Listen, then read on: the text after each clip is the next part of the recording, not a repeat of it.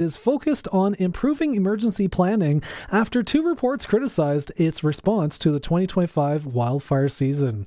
Agency President Marlo Pritchard says he will stay in his leadership role and guide efforts to address recommendations from the MNP review and the provincial auditor. He says the agency has already expanded communication, improved emergency operations, and strengthened support for wildfire evacuees. Pritchard says the reports provide a roadmap for improvement, and the agency intends to act on all of the recommendations. Saskatoon police say a focused enforcement project helped remove weapons, drugs, and wanted offenders from city streets. The 10-day operation targeted areas with increased criminal activity between May 19th and 30th. Police made 196 arrests, laid 181 charges against 98 people, and executed 292 outstanding warrants. Officers also seized firearms, imitation guns, bladed weapons, bear spray, and illegal drugs. Police say the project supports the ongoing efforts to improve community safety and reduce crime. A structure fire on the 1100 block of Victoria Avenue in Regina was quickly brought under control by fire crews this morning. The call came in at 7:26 a.m., with smoke showing when firefighters arrived. Crews entered the building, extinguished the fire, and confirmed no one was inside. No injuries were reported, and investigators are now working to find the cause. A Regina teenager is facing charges after police investigated a reported weapons defense on Wascana Drive earlier today. Police say the aerial support unit witnessed a suspect using bear spray on a group of people before tracking the vehicle involved. Patrol officers stopped the vehicle and arrested a 16-year-old girl without incident. Investigators say they found an empty bear spray can and a knife during the search. The accused appeared in Regina Provincial Youth Court today on the charges. That's 620 CKRM News. Read more stories from around your community and around the province at sasktoday.ca and 620ckrm.com. Weather tonight, 18, 60% chance of rain. Overnight, going to get down to 15, but no rain overnight. Friday, 25, 60% chance of rain again. Saturday, 28, sunny. Looks like we're finally going to get some weather. Broadcasting from Century Studios in downtown Regina, Harvard Media presents The Sportscage, where Saskatchewan comes to talk local sports. Brought to you by Access Communications, trusted in rural Saskatchewan for internet, TV, and home security. Be part of the show. Call 1-866-767-0620 or text 306-936-6262. The Sportscage, streaming at sportscage.com, our YouTube channel, and on the radio at 620 CKRM. Welcome. It's Thursday. It's the Sports Cage. I'm Sharky. I'm hosting the show. Yes, Barney continues on his summer vacation. I believe actually today is Barnyard's birthday. Is it not, Curtis? I have no clue. Don't ask me. Sorry to put you on the spot right away, Curtis. Thursday show is brought to you by Access Communications. Great service throughout the province. Wherever you are, Access Communications is the one to reach out to, trusted in rural Saskatchewan for internet, TV, and home security. We have a big show for you today. I got more sheets in front of you. It's like a cheat sheet I had in university. There's stuff on here I can barely read. The sheet's so full. But we've got a great show lined up. We're going to have Rob Vanstone join us on the Western Pizza Guest Hotline. Rob's going to bring us up to date on all things Riders, some injuries, who's in, who's out, who expects to start. We also have Arash Madani, of course. Arash is coming up after 4 o'clock. Arash is going to bring us up to date on all things in the world of soccer, as well as the Big Smoke in Toronto. At 4:40, we've got the Assistant General Manager of the Washington Capitals, Ross Mahoney, joining us. Ross is going to bring us up on Washington's move, including the big one they made today. They re-signed some kid named Alex. Apparently he's pretty good. So looking forward to having that chat with Ross and getting caught up. As usual, on Thursdays, we have the NASCAR report. We got a whole bunch of good stuff. Danny Crofts is going to come and join in studio, bring in his wisdom. That should take about 5-7 minutes, and we shall be done there. But the NHL, what have they done in the last 48 hours? Free agency opened. Toronto is now planning the parade route again with the addition of Sergei Bobrovsky as the goaltender. 3 years at $7 million for a 38-year-old guy. There's a lot of goalies out there going, man, I could do that. I could do that for $7 million. I could take those pucks in Toronto. Yeah. That's probably the biggest move. Darnell Nurse got moved. He's gone to the Sharks for a young guy named Muka Hamadulan. Pardon me if I screw your name up. Bobrovsky was replaced by Markstrom. He moves from New Jersey to Florida, where he originally started his career. And the Golden Knights have started to make some cap space as they've moved off some of their bodies. So lots happened in the National Hockey League over the last couple of days. Nick Paul got traded by the Maple Leafs to the Lightning, or to the Maple Leafs by the Lightning for goaltender Hildeby and picks. So Toronto is making some changes in their roster and in their makeup. Again, lots of signings. Trouba goes to the Sharks. Marchment goes to the Sharks. They are going to be a much better hockey team than they were last year, and they were right on the cusp. There's a lot. There's a lot going on. There's a lot going on. FIFA. We got a lot going on with FIFA. Still in the round of 32, but on Saturday, we'll start the round of 16 when Canada and Morocco face off we don't face off. What do? They kick off? They start? They throw it in? What do? They play each other? They play each other in Houston. Saturday. That will start the round of 16. What else we got here? Western Canadian Baseball League. The Red Sox are at home tonight to the Saskatoon Berries. 7:05 is the first pitch at Curry Field. As well, Dave Thomas has got us some great audio before they left for Ottawa. Dave's going to have some updates for us on the receiving group, as well as a story on Bertrand Hudon and others. So, yeah, looking forward to Dave Thomas's stuff. But on top of all that, we need your feedback. Prairieland text line is open, Prairieland Rentals text line. If you're looking for something Husqvarna, if you're looking for something that's self-propelled, like one of those magic lawnmowers. Have you seen these things? I haven't seen them, but every time Barney mentions them, I'm like, it's like a Roomba for your yard? It's a Roomba for your yard, exactly. Wow. Yeah, who wouldn't want one of those? So if you want to reach out, we'd love to hear from you. 306-936-6262 is the Prairieland text line. As well, on Thursdays, I am brought to you by Flooring Superstore. The boys and girls at Park and Arcola will help you out with anything you want, whether it's cash and carry or you want them to install. Flooring Superstore, go see Trent Dickin and the boys. They will provide you with everything you need. You might be noticing that I didn't mention Glenn Suter. He is in the process of retraveling to Kelowna. I'm not sure if he went back to Vancouver or is just leaving a winery. We have no actual source of the start of the trip.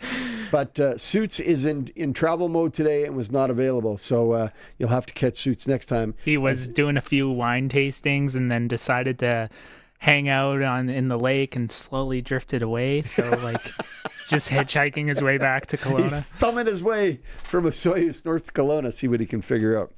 Also this week, the Pats released their schedule.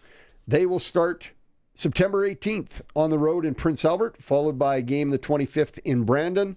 And they're at home September 27th against Swift Current. It's a 2 p.m. start on a Sunday afternoon. Lineup changes for the Riders. Out this week. Letcher Jr., and I'm going to screw this name up, Odalapo Johnson, number 82, the receiver, is hurt. Mims is hurt. And Ali Saad tweaked something in practice, so he's going to sit out. Going in, Duncan Busby is returned to the lineup. Nelson Lacombo is back in the secondary. Sexton will back up at receiver, and Johnson is back in as well as a backup on. Oh, he's starting. Johnson the third. But there's three Johnsons. Johnny Johnson the third. There's three of them. The third is starting at slot back. Notice that Weeb stays in while Mims goes out. So Daniel Weeb had a great week last week, including a touchdown. Was very impressive, and he stays on the roster as they head to Ottawa. AJ Ouellette still not listed as playing. Yep, so it'll be Conley that's getting the start with Bertrand Hudon behind him. And I thought that was a very effective combination last week against Toronto. Yourself? Yeah, it's not too bad. I feel like if there's any position that is a little bit easier of a transition, it's definitely getting like a running back. It's a lot of guys out there will say you find the hole and you run through it, right? It's the other things that AJ Ouellette does really well that is a bit of makes you a little bit sad because like he's also a very good receiver. He gets a sneaky amount of those receiving yards as well. Conley did okay. Conley did okay, yeah. Conley did and then okay. No another thing AJ Ouellette does really, really well is the blocking. Blocking that he does for Trevor Harris and keeping him on his feet. He's an effort guy, that's for sure. Trevor Harris did not get knocked around a whole bunch against Toronto, though he looked really sharp, really good. There was one big hit. I was like, ooh. Yeah, he got licked one time, but yeah, you know what? That Toronto game, I got down to about 3 or 4 mistakes. First one was a fumble deep in our territory that Toronto scored off of. That was bad.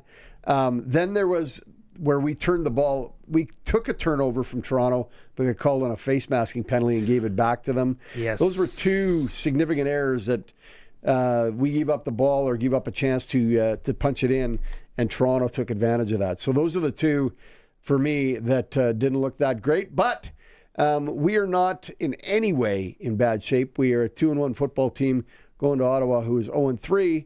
And if you're wondering who's going to play quarterback for Ottawa, well, let's look at the history of the Ottawa quarterback group.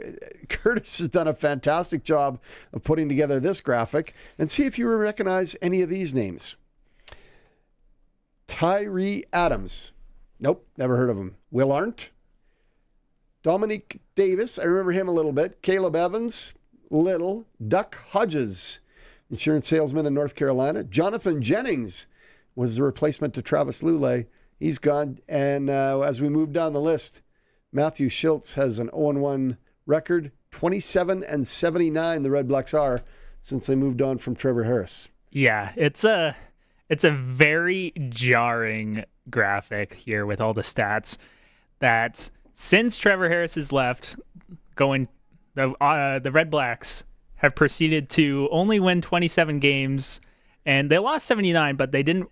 And the one crazy tie, we're not going to talk about it. No. But yeah, when you do the math here, it's a 25.23% win rate since Harris left. And another funny one was that I thought it would be interesting if I curved the grade. So if anyone that has a better win rate than 25.23%, then they get green on the graphic here. So there's only 4 quarterbacks that have a better win rate than that have started in Ottawa.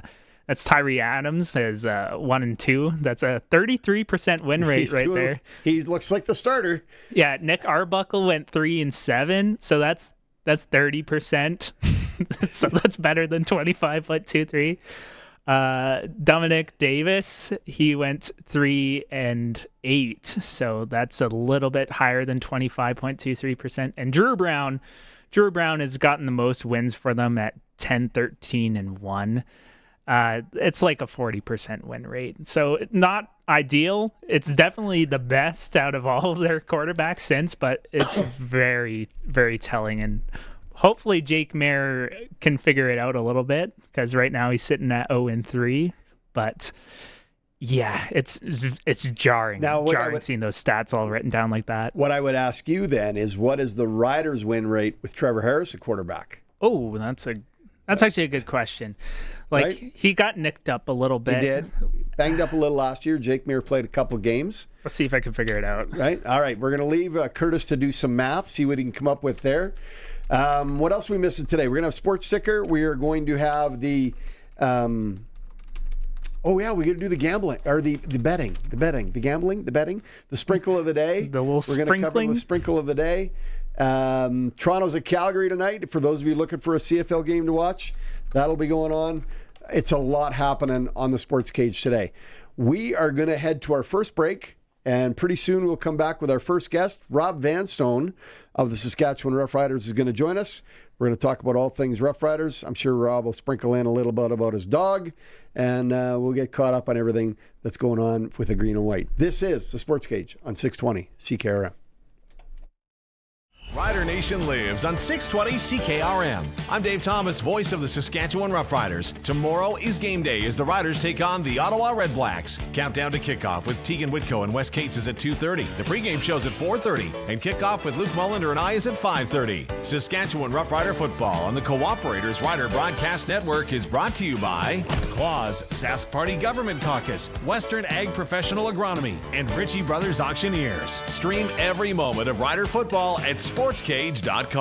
Why juggle multiple providers when you can have one seamless experience? On the farm, acreage, or cottage, Access Communications has you covered with internet, TV, and security. One provider, one bill. One reliable rural home solution, backed by our great customer service. Get internet and Wi-Fi that hold up in tough weather, plus TV anywhere with Access Next TV. And security you can monitor from your phone. You can have it all with Access. Sign up today and save $20 per month when you combine services. Visit myaccess.ca. The Roughriders season is here, and the biggest 50-50 in Saskatchewan is back. Last year's 50-50 raised over $3.3 million for amateur football in Saskatchewan, and we couldn't do it without you. Thank you, Rider Nation. This year, we have bigger loyalty and early bird prizes than ever before, not to mention those life-changing 50-50 jackpots. See all of the prizes and buy your tickets today at riders5050.ca, and never miss a chance to win when you sign up for the 50-50 Club. Riders 50-50 is presented by ISC. Lottery license LR260010. They could have just called it a flooring store. Yeah, but that doesn't really cover it. Carpet, hardwood, laminate. Outdoor flooring, artificial turf, rubber athletic flooring. Hey, that's more than a store. Exactly. That's a superstore. So whether it's your living room, your garage, your gym, or your backyard, think bigger, think super. I think you've got it now. Flooring Superstore. Quality floor.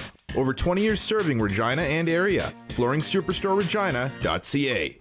Sportscage is live streaming from our Century Studios in downtown Regina. Watch now at Sportscage.com and our YouTube channel. Be part of the show by texting 306-936-6262. 620 CKRM. Welcome back to the Sportscage on 620 CKRM. Sharky is your host today, as Barney is on vacation, and it's actually his birthday. He's enjoying his birthday with his family today. I think they did some golfing, had a little fun. Sounds like there's a dinner tonight, maybe a couple of cocktails. I wish Barney all the best. Happy birthday, Barnyard. For those of you following FIFA closely and your boss wouldn't let you watch it at work today, Spain defeated Austria 3-0. So Spain is into the round of 16. Portugal and Croatia get underway in Toronto shortly. They're looking to, one of those teams is looking to advance to the round of 16, and Switzerland and Algeria will play in Vancouver tonight. So that'll be the late game. Only 3 today on the docket for FIFA. 2 of them in Canada. Great to see that Canada's still hosting and having a great time with FIFA. The Canadian team takes their game 11 a.m. Saturday in Houston against Morocco. Morocco advanced to the semifinals last year, so this is not going to be the free space on the bingo card, but anything could happen. Although I do have to say, I think it's a lot of success that Canada has made it to the round of 16. I know we were trying to get better each and every time. This time we won a game compared to last time, scored 8 goals so far, 8 or 9 so far, 6, 7. Yeah, I think we're at 9 so far. 9 goals in the tournament, which is good. And I'm looking forward to Canada having a great showing against Morocco on Saturday. Regina Pats make an announcement today. 2 new assistant coaches, Terrace McEwen and Del Pedrick, will join the team, working behind the bench. Both of them have WHL assistant coach experience. Good move on the part of the Pats to bring in some more veterans, some coaches who are familiar with the league, to help out their new coach who maybe doesn't know where the bus should go in each town and how to get to the arenas. But good for them. 2 good moves by the coach to add to the coaching staff there. I look forward to seeing how the Pats do this year. It's going to be an exciting year. They got everything ready to go. Let's go out on the Western Pizza Guest Hotline, and we'll be joined by Rob Vanstone of your Saskatchewan Roughriders. Mr. Vanstone, how are you? Good, Mr. Jamont. How you doing? Is my hat straight? It's still not straight, but we'll take it for what it is. This way? It's deceiving when you look at your image on the screen and it goes the other way. So. You always go to check your ear, and it's the wrong ear when you're doing it. So it's, it's good. Hey, the Riders are off to Ottawa. Ottawa's 0-3. Jake Mayer probably played his best half the last game against Montreal. What do you think the team is expecting out of Ottawa as they head in there?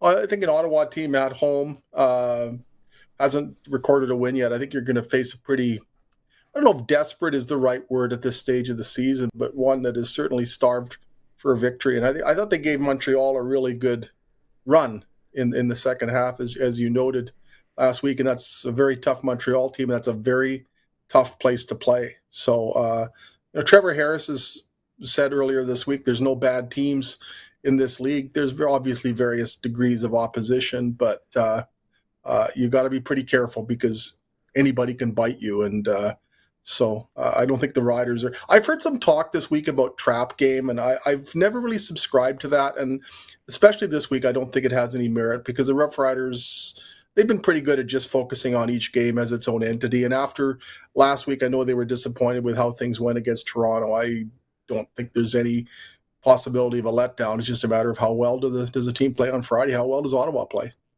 I agree with you. I don't believe in the trap game story. I think the Riders have gone that we're 0-0. We go into this game and they look at it as first game up every time. So I don't anticipate any letdown after that loss to Toronto last week. I remember in the early 2000s, the Riders were kind of more prone to that than now. I think one of the things that really changed when Ken Austin came in as head coach in 2007 is that supposed trap games no longer were a thing. The Roughriders started winning the games they were supposed to win. And, you look at some of those teams the years previous, and they'd beat some of the elite opponents, and they'd struggle against, 2003, the Riders were the only team to lose to Hamilton, for example. Those are the things that stopped happening when Ken Austin got here and carried on into the Ken Miller years and subsequent to that. And I think that's one of the things that under Corey Mace, the team has been very good at, is just not letting any of those factors creep into the consciousness. And not only as far as how the other team is doing, but how are you doing? The Roughriders aren't resting on 2025 at all. The reminders are everywhere, but that they're trying to expunge that from the memory banks as much as possible, even though I keep talking about it and celebrating it. And it's your job to write about it. You're the historian. You got to keep that stuff up. That's right. Absolutely. It's I would be negligent if I didn't mention it incessantly, as I just did. AJ Ouellette's out of the lineup for a second straight week, but I didn't think Connolly hurt us at all when he was in there last Friday night.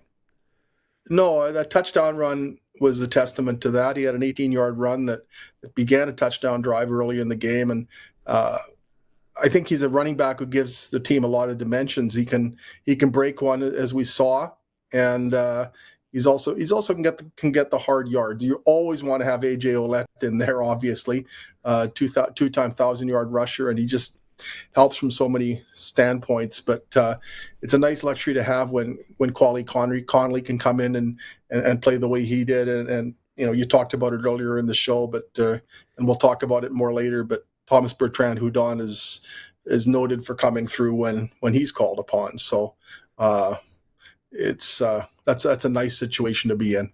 Very, very capable running backs in place for the Riders, no doubt. Now, how about the law firm of Johnson, Johnson & Johnson that is in the receiving corps? Like, can somebody get a different name? And I'm losing track of which one's who. They all wear a similar number, everything. But one's out, one's back in. Keyshawn's in, which is one I think is the most important. Which one's out? Jalen? Johnny the third replaces Jalen. And Jalen was injured last week. He made a really nice twisting one-handed. Didn't he? And Johnny Johnson came in without a lot of notice in camp and caught a touchdown pass in a preseason game. I just really turned heads pretty quickly, despite being new to the team. So I'm really curious to see how he fares in his first game with the Roughriders. I think it's more of a receiving core that we were expecting that more one that we're accustomed to, that maybe we thought we would see early in the week when Samuel Emelis and Kean Schaefer-Baker didn't practice. They're both in the lineup as starters for tomorrow. So there's an element of relief there too. The new component being Johnny Johnson III, and Dell Duncan Busby's back after missing a couple of games with a shoulder injury. And remarkably, Daniel Weeb stays on the roster, bumping Mims off as the backup Canadian, but Weeb had a heck of a showing in his first game against the Argonauts. What's the thoughts on him after his first game?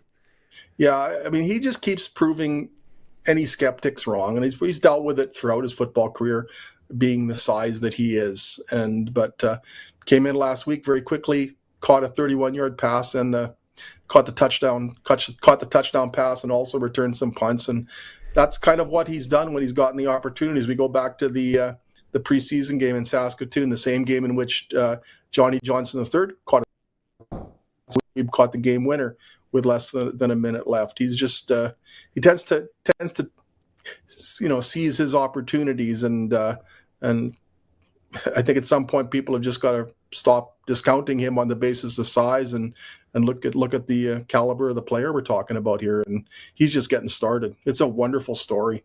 It is a great story. Will we see him in a punt return role this week?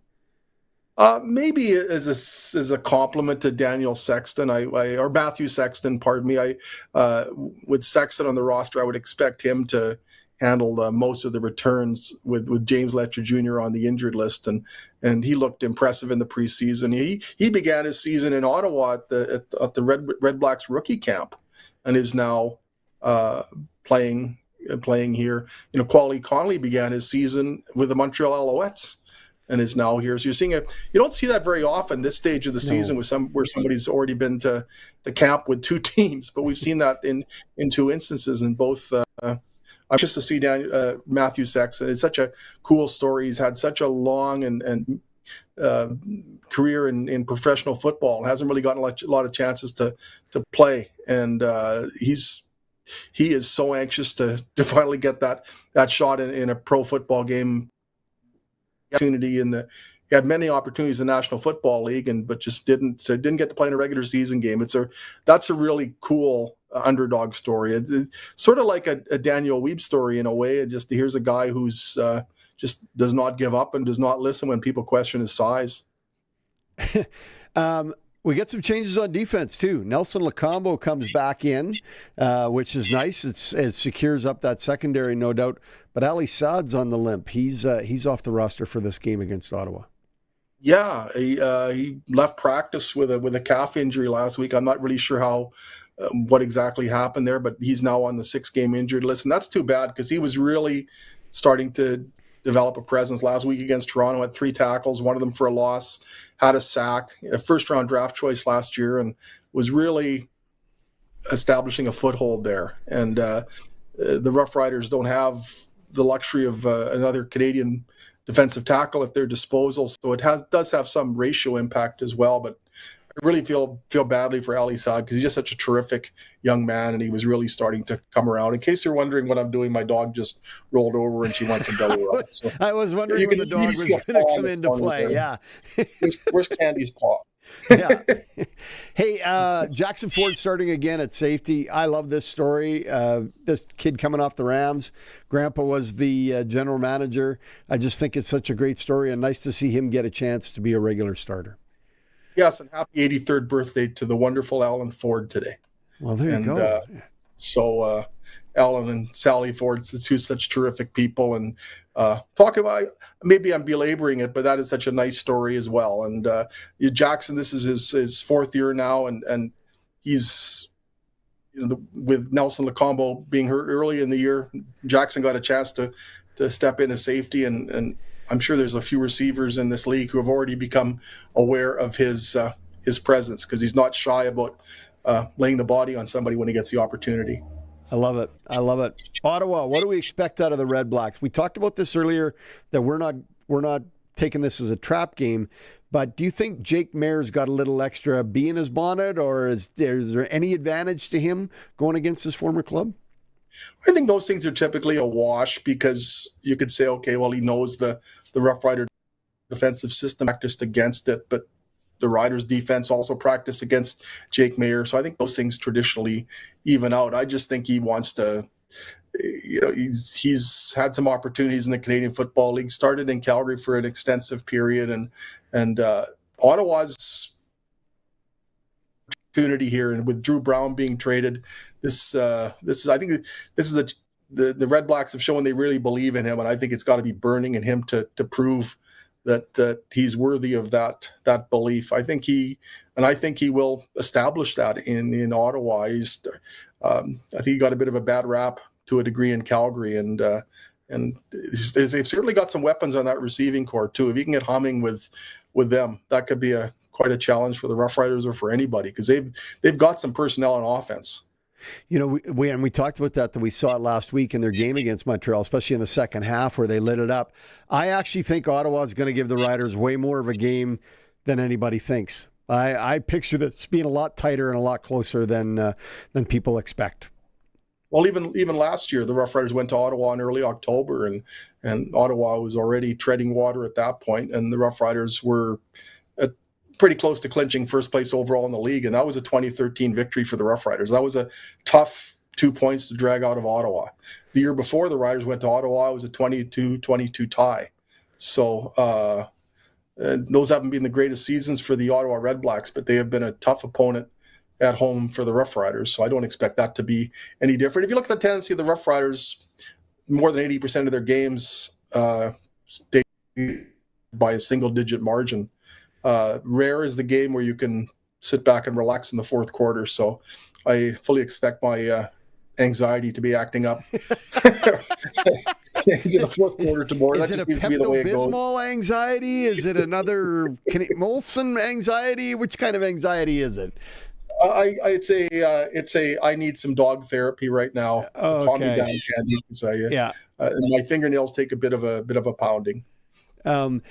After you and I haven't talked a whole lot since you've left being the scribe for the Leader Post to go over to the Riders organization. What has this change meant for you in your life, and what's the lifestyle like? The rudiments of what I do haven't really changed a lot. Where I do it has changed. I was working at home, working remotely, as was everybody at the Leader Post when I left, and now I'm working in a 33,000 seat stadium. That's an adjustment. By and large, it's still the same thing. My role at the Leader Post was primarily that of a columnist, and that was more of an opinion-based job. This is more of a storytelling exercise, and I have the license to nerd out on the. And the Leader Post was very generous in letting me probably overdo that when I was there.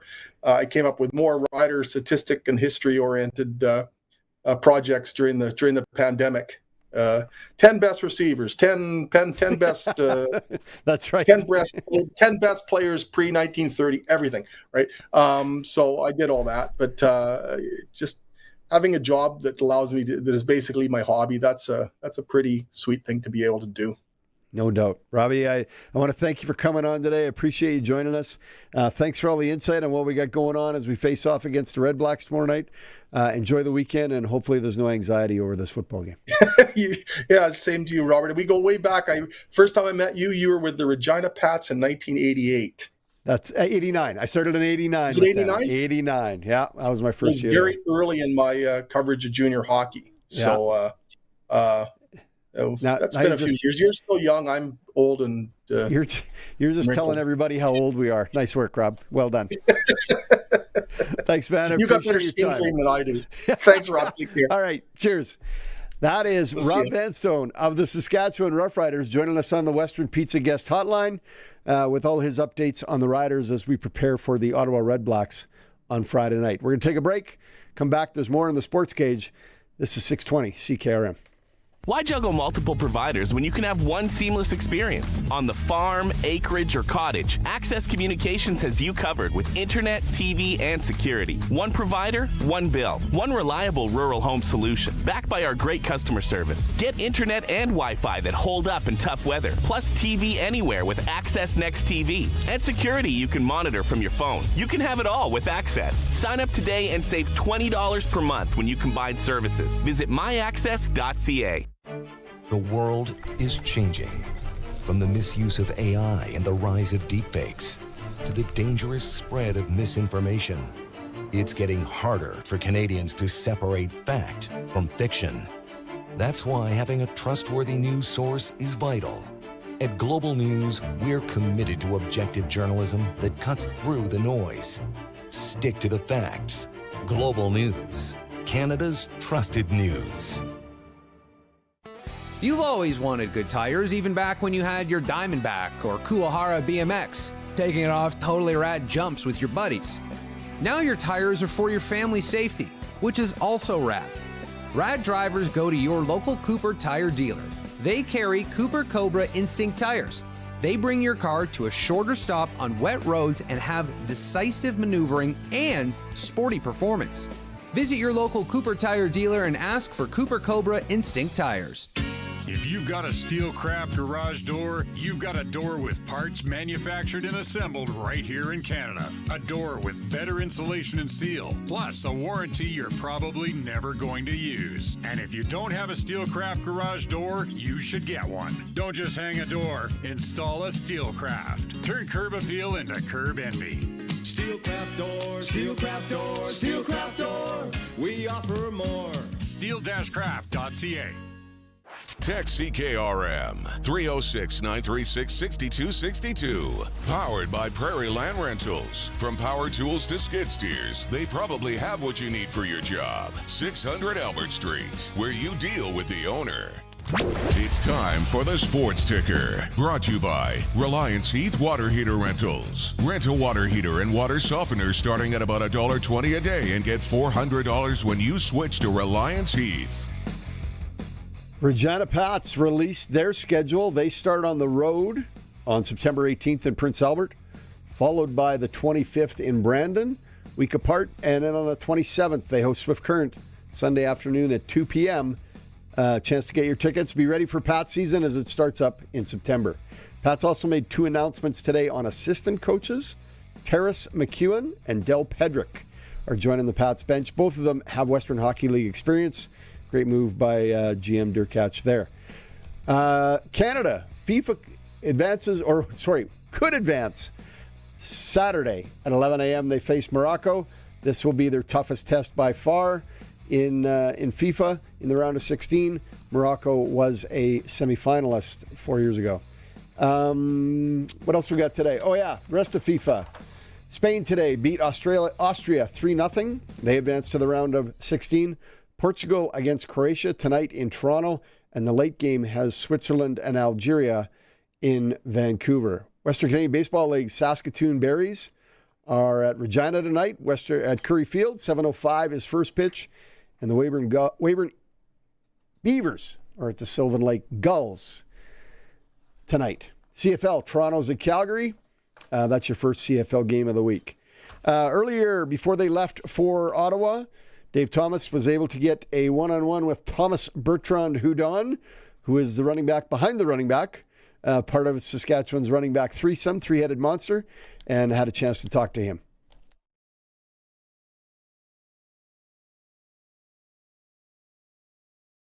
As you get set for Ottawa? We had to emphasize on details and details and details. I mean, we had a couple penalties and missed opportunities here and there. We just know that we have to focus and just keep our mind on the details on the offense especially.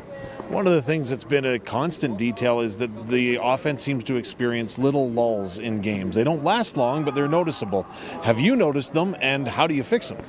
I haven't noticed them. I mean, like I said, our game plan is our game plan. I trust our coaches with what they're saying. If it feels like it goes into a lull, I mean, maybe it's the fan perception, but like I said, with us focusing on our details, maybe those lulls that the people see can disappear. And I believe that with our practice this week and everything that we've done, I think we will be able to fix that. I think that you and your teammates maybe have an unwritten motto that you guys make the most of your opportunities when given. Last week, 6 carries, averaging almost 4 yards per carry. I thought you provided a spark when you came in on the offense. What did you feel when you came in at that moment after watching the first couple of series? It just felt good, honestly. Just having my opportunity and being be able to help the team out is the most important for me. So whatever happens, and if I get more opportunities or less opportunities, like you said, it's a mantra in our running back room that you have to make the most of them. So I'll just keep on that. Your teammate Quali Conley said something that stuck with me. No block, no rock. Is that the epitome of an Andrew Harris coached running back? Yes, it's the epitome of it, yes. So tell me how, when you don't get the rock all the time, how do you make sure that positivity continues to explode? Because you're called on to be very, very physical in those situations. Just help the guys out, know the scheme well, and just have an understanding with the O-line on where to go and what to do. And after that, it's just violence once you get to the contact. There's a lot of key pieces that have been moving in and out, and I don't want to undermine and say that anyone isn't a key piece, but receivers have gone down, A.J. Ouellette has gone down. What's the next man up mantra? I know that that's what you have to say, but how do you make sure that's what you do? Come in earlier, spend more time with the guys, learn more about the offense, and learn more about what are all the rules of everybody, so you understand what to do and why the concept is there for. And the chemistry, how does that then build? Does that can happen as simple as in the film room, or where does that occur? I mean, that's been there for the last 3 years, honestly, since May's got here. He's been preaching, hanging out with the guys outside and talk football with the guys outside, and that's what we've been doing every day. And like I said, the running back spends a lot of time with the O-line, spend a lot of time with the wide receivers outside of football. So just being able to have those moments where you guys can go over film together without the coaches and everything, that's where the magic happens. You're going to see a number of former teammates this week. Is that inspiration? Is that just another opponent? How do you approach it? It's just the next game. Easy enough. Thomas, congratulations and all the best in the next game. Thank you. You hear that, Sharky? Yeah. No block, no rock. I love that. I love that analogy. I love that attitude. You got to be impressed with what the running back room has done. I mean, I didn't notice a huge difference, A.J. Ouellette not being in there last week. I thought Connolly did a great job. I thought Hudon did a great job. I like Connolly. I think he provides a spark, gives him a different look back there. Yeah, it's always nice to get like a different guy in there every once in a while and a little bit of a different runner. Like AJ, he's kind of like a very aggressive kind of like pound the rock kind of rusher, and it bodes well, like a couple 1,000-yard seasons of rushing, and he can actually. I can't wait for the day A.J. Ouellette throws a touchdown pass. You think he's going to do it? One of these days. You think they have that in the playbook? You think that's tucked in there? Yeah. Well, they did it that one Labor Day Classic, I'm pretty sure, but he didn't quite make it to the end zone. But he did it in Toronto where he lobbed one. Yeah, he did, right. That's right. He did one with the Argos. So I can't wait for the day that A.J. gets a passing touchdown. Connolly, I thought, was really, really impressive. Scored a touchdown, big run, couple of big runs early in the game. I thought he did a really nice job at running back. Yeah, he did well. Like he found the hole and found his way to the end zone. Quick feet. Quick feet. I like that, quick feet. Speaking of guy trying to find a way his way into the end zone, Tevon Campbell missed one in the first game that I thought he should have returned for a touchdown, and I know he regretted it. Let's get Dave and Tevon's interview on the screen. Tevon Campbell, we haven't had a chance to call your name a lot in broadcasts thus far this season, it seems. Is that a good thing or a bad thing? For me, bad, I guess. I'm not getting much action over there, but it's going to come soon. Soon I get a little more play, hopefully this game. Tell me a little bit about coming up against your former quarterback, a guy that you faced day in and day out at practice last year. Mm-hmm. Now he's your opposition. Are there any advantages? Are there any mind games that happen even within your own mind? There are advantages, but I think it goes both ways. I think he knows how we play. We know how he plays.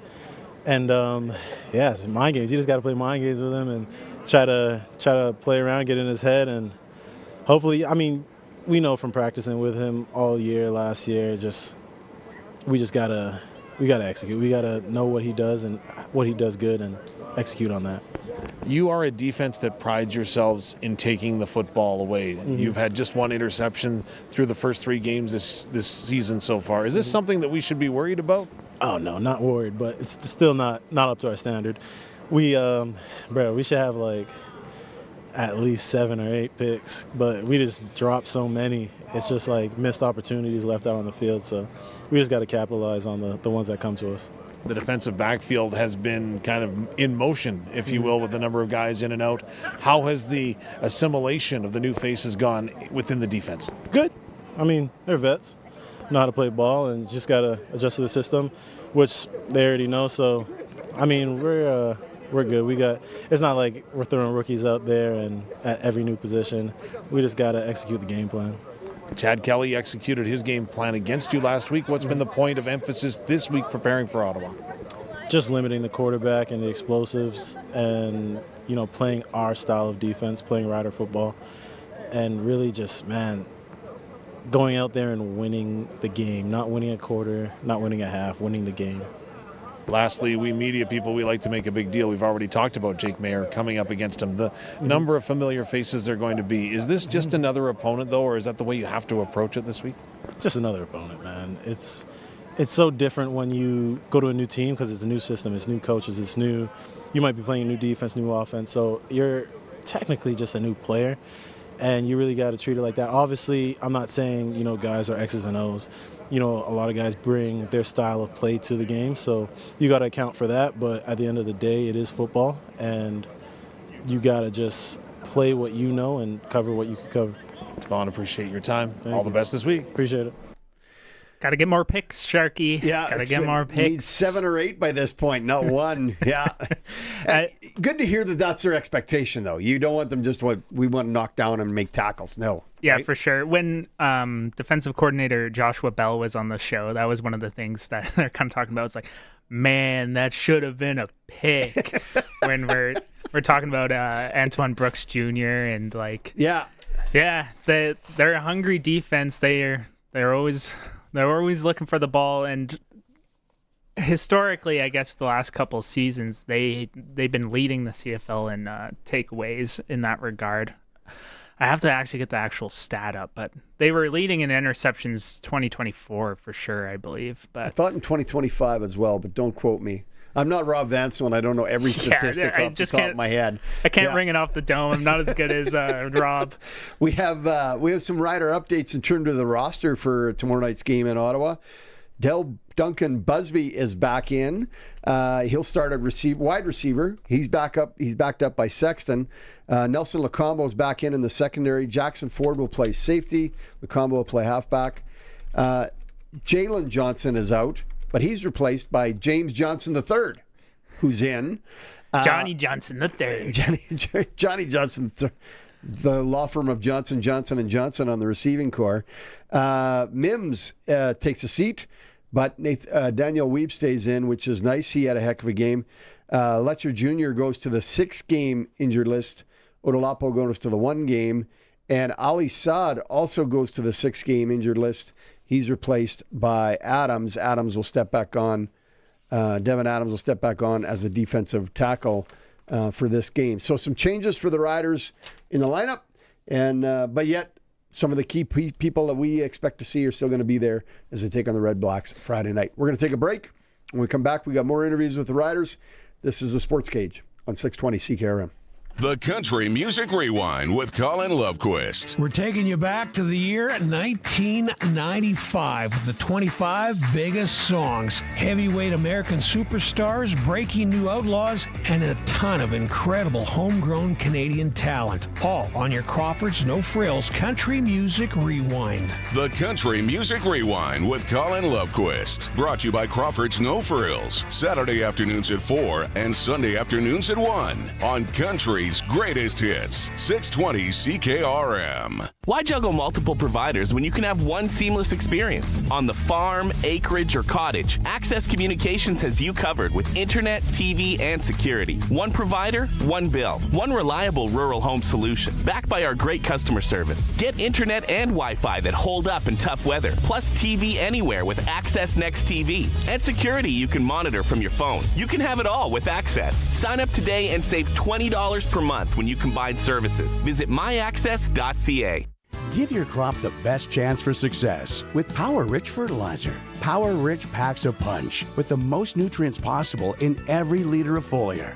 helping to give you a superior product that delivers results you can count on. Power-rich fertilizers allow for better water absorption and efficiency by the plant, as well as better nutrient uptake. Add to the health of your crop and increase your bottom line with Power-Rich. Call Power-Rich Fertilizers today. 1-800-663-GROW.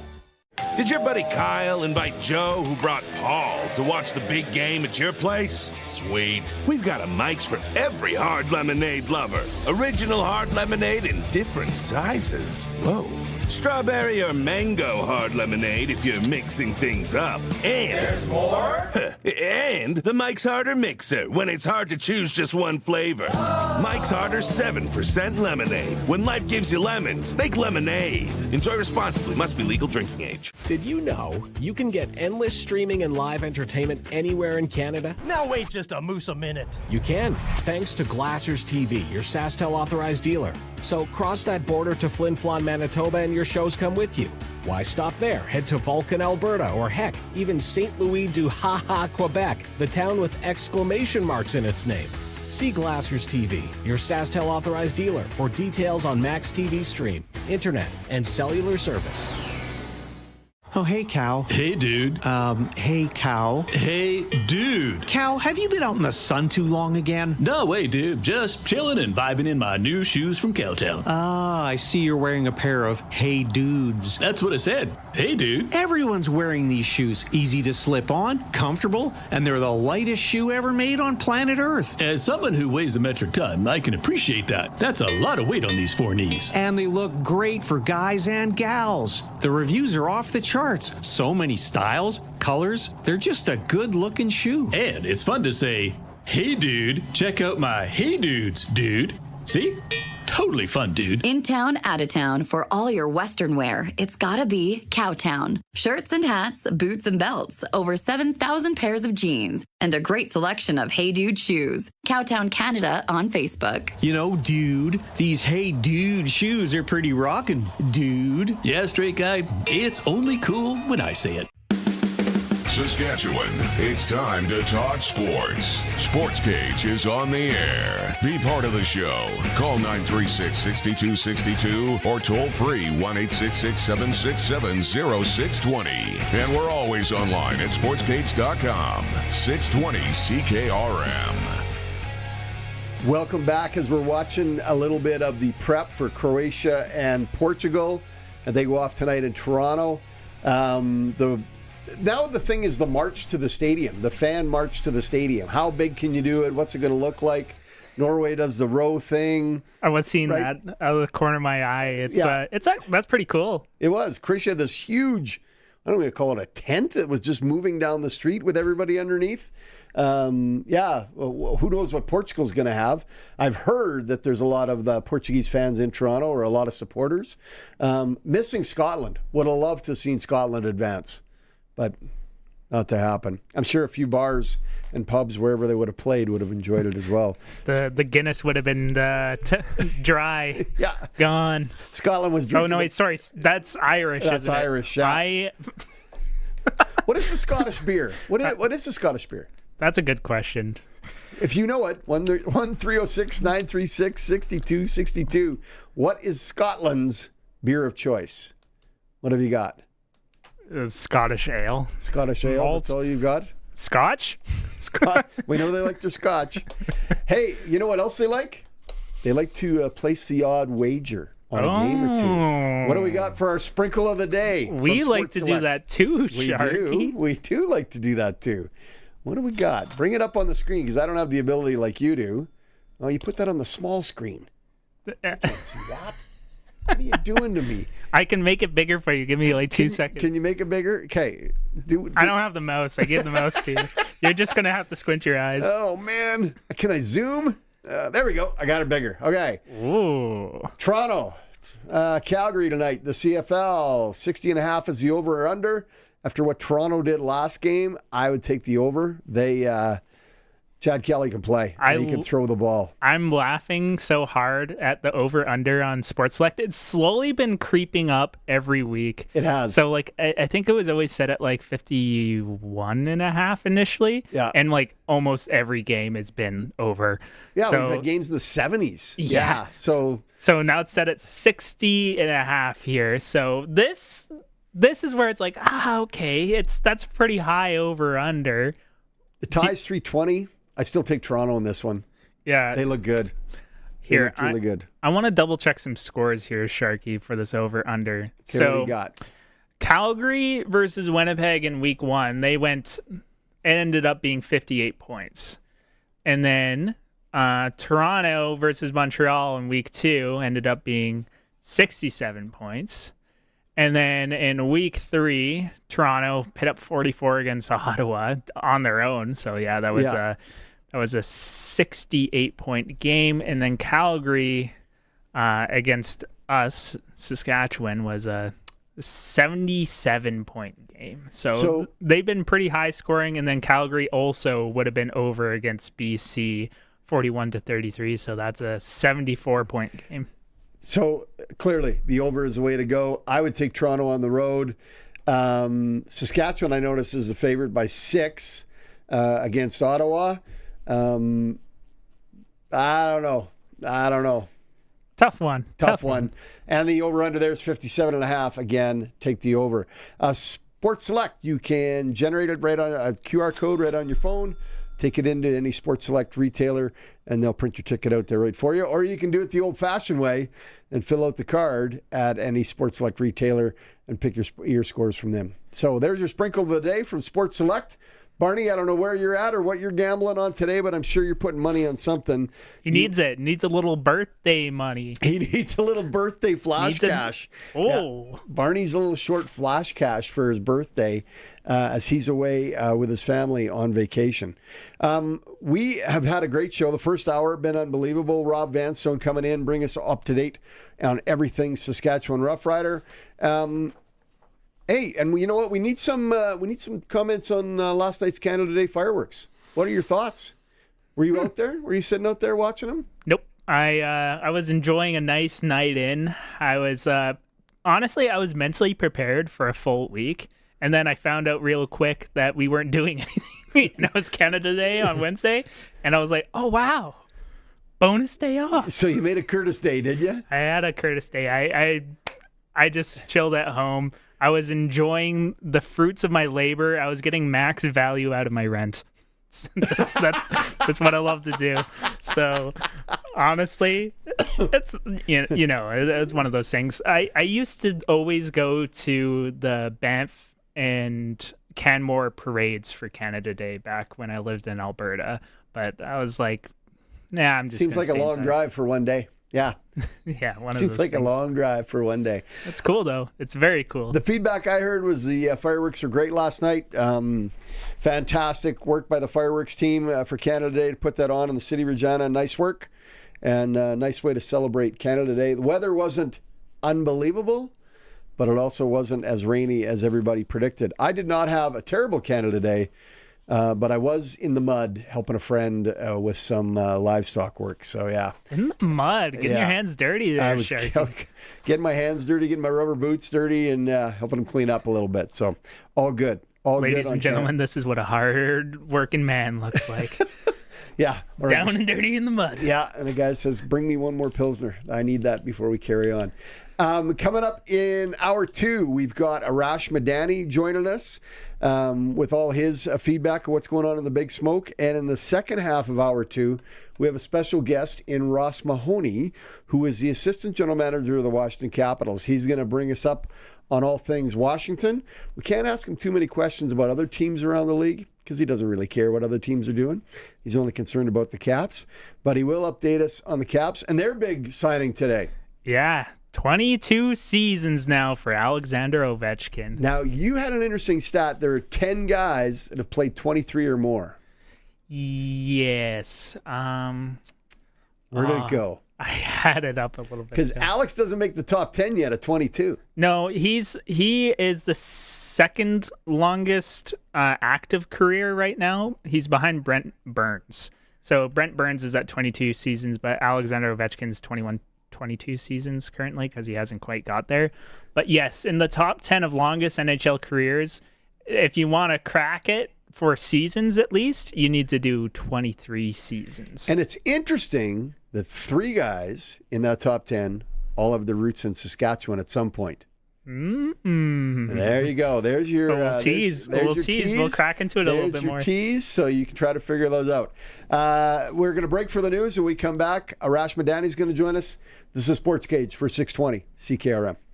We are 620 CKRM, a Harvard media station. Streaming online at 620CKRM.com. It's 4 p.m. Good afternoon. Mostly cloudy and 22 degrees in Regina. I'm Denis Conroy from the Saskatoon Newsroom with 620 CKRM News. A severe thunderstorm watch is in effect for parts of southern and central Saskatchewan this afternoon and evening. Storms could produce winds gusting up to 90 kilometers an hour, large hail, and heavy rainfall. An isolated tornado is also possible in southeastern Saskatchewan if conditions become more favorable. Residents are urged to head indoors when thunder is heard and be prepared for rapidly changing weather. Saskatchewan's latest operation deficit is drawing criticism from both the opposition and the Canadian Taxpayers Federation. The province reported a $947 million deficit for 2025 to 26. The NDP says the government has mismanaged public finances, while the Canadian Taxpayers Federation points to higher spending and growing debt. The government says rising healthcare and correctional costs were major reasons for the deficit. Sask Power has approved to build 2 new power lines connecting Saskatchewan and North Dakota. The project will increase electricity capacity between the 2 regions from 150 to 650 megawatts. Sask Power says it will strengthen the power grid, improve emergency backup, and eventually allow the province to export surplus electricity. Construction is expected to begin later this year. Saskatchewan has lowered the age for routine breast cancer screening to 40 years old. Women aged 40 and older can now book a screening mammogram without a doctor's referral if they qualify for the Breast Check program. The province says the change will give about 76,000 more women access to early screening. Officials say earlier detection improves treatment outcomes. A 10-day Saskatoon police operation resulted in nearly 200 arrests and the seizure of drugs and weapons. Police say officers made 196 arrests, laid 181 new charges against 98 people, and executed 292 outstanding warrants during the citywide enforcement project. They also seized firearms, knives, bear spray, methamphetamine, cocaine, and fentanyl. A 16-year-old girl is facing charges after a bear spray incident early this morning on Wascana Drive in Regina. Police say officers were called just before 12:45 a.m. and later spotted a suspect using bear spray on a group of people. The suspect and 2 others then left the area before being stopped by police. A knife and an empty bear spray can were found in the vehicle. The youth has appeared in provincial youth court. Regina fire crews were called to a structure fire on the 1100 block of Victoria Avenue early this morning. Smoke was visible when crews arrived just after 7:26 a.m. Firefighters quickly brought the blaze under control and searched the building. Luckily, no injuries were reported, and a fire inspector is now investigating the cause. That's 620 CKRM News. Read more stories from around your community and around the province at sasktoday.ca and 620CKRM.com. Weather for Next Gen Coatings. Spray coatings for truck bed liners, rocker panels, and more. Same company, new name. 1865 McCarra Street, Regina. Weather tonight, 18, 60% chance of rain. Overnight, going to get down to 15, but no rain overnight. Friday, 25, 60% chance of rain again. Saturday, 28, sunny. Looks like we're finally going to get some weather. For over 40 years, you've known them as Regina's trusted vehicle protection specialists. Now they're introducing the next gen of coatings. New name, new level of protection. They're now Next Gen Coatings. 3 generations of their family have served your family, and that hasn't changed. Same owners, same commitment, ready for the next gen of truck beds, rocker panels, trailers, bumpers, and running boards. The company hasn't changed, just the name. Next Gen Coatings, 1865 McCarra Street. The next gen starts now.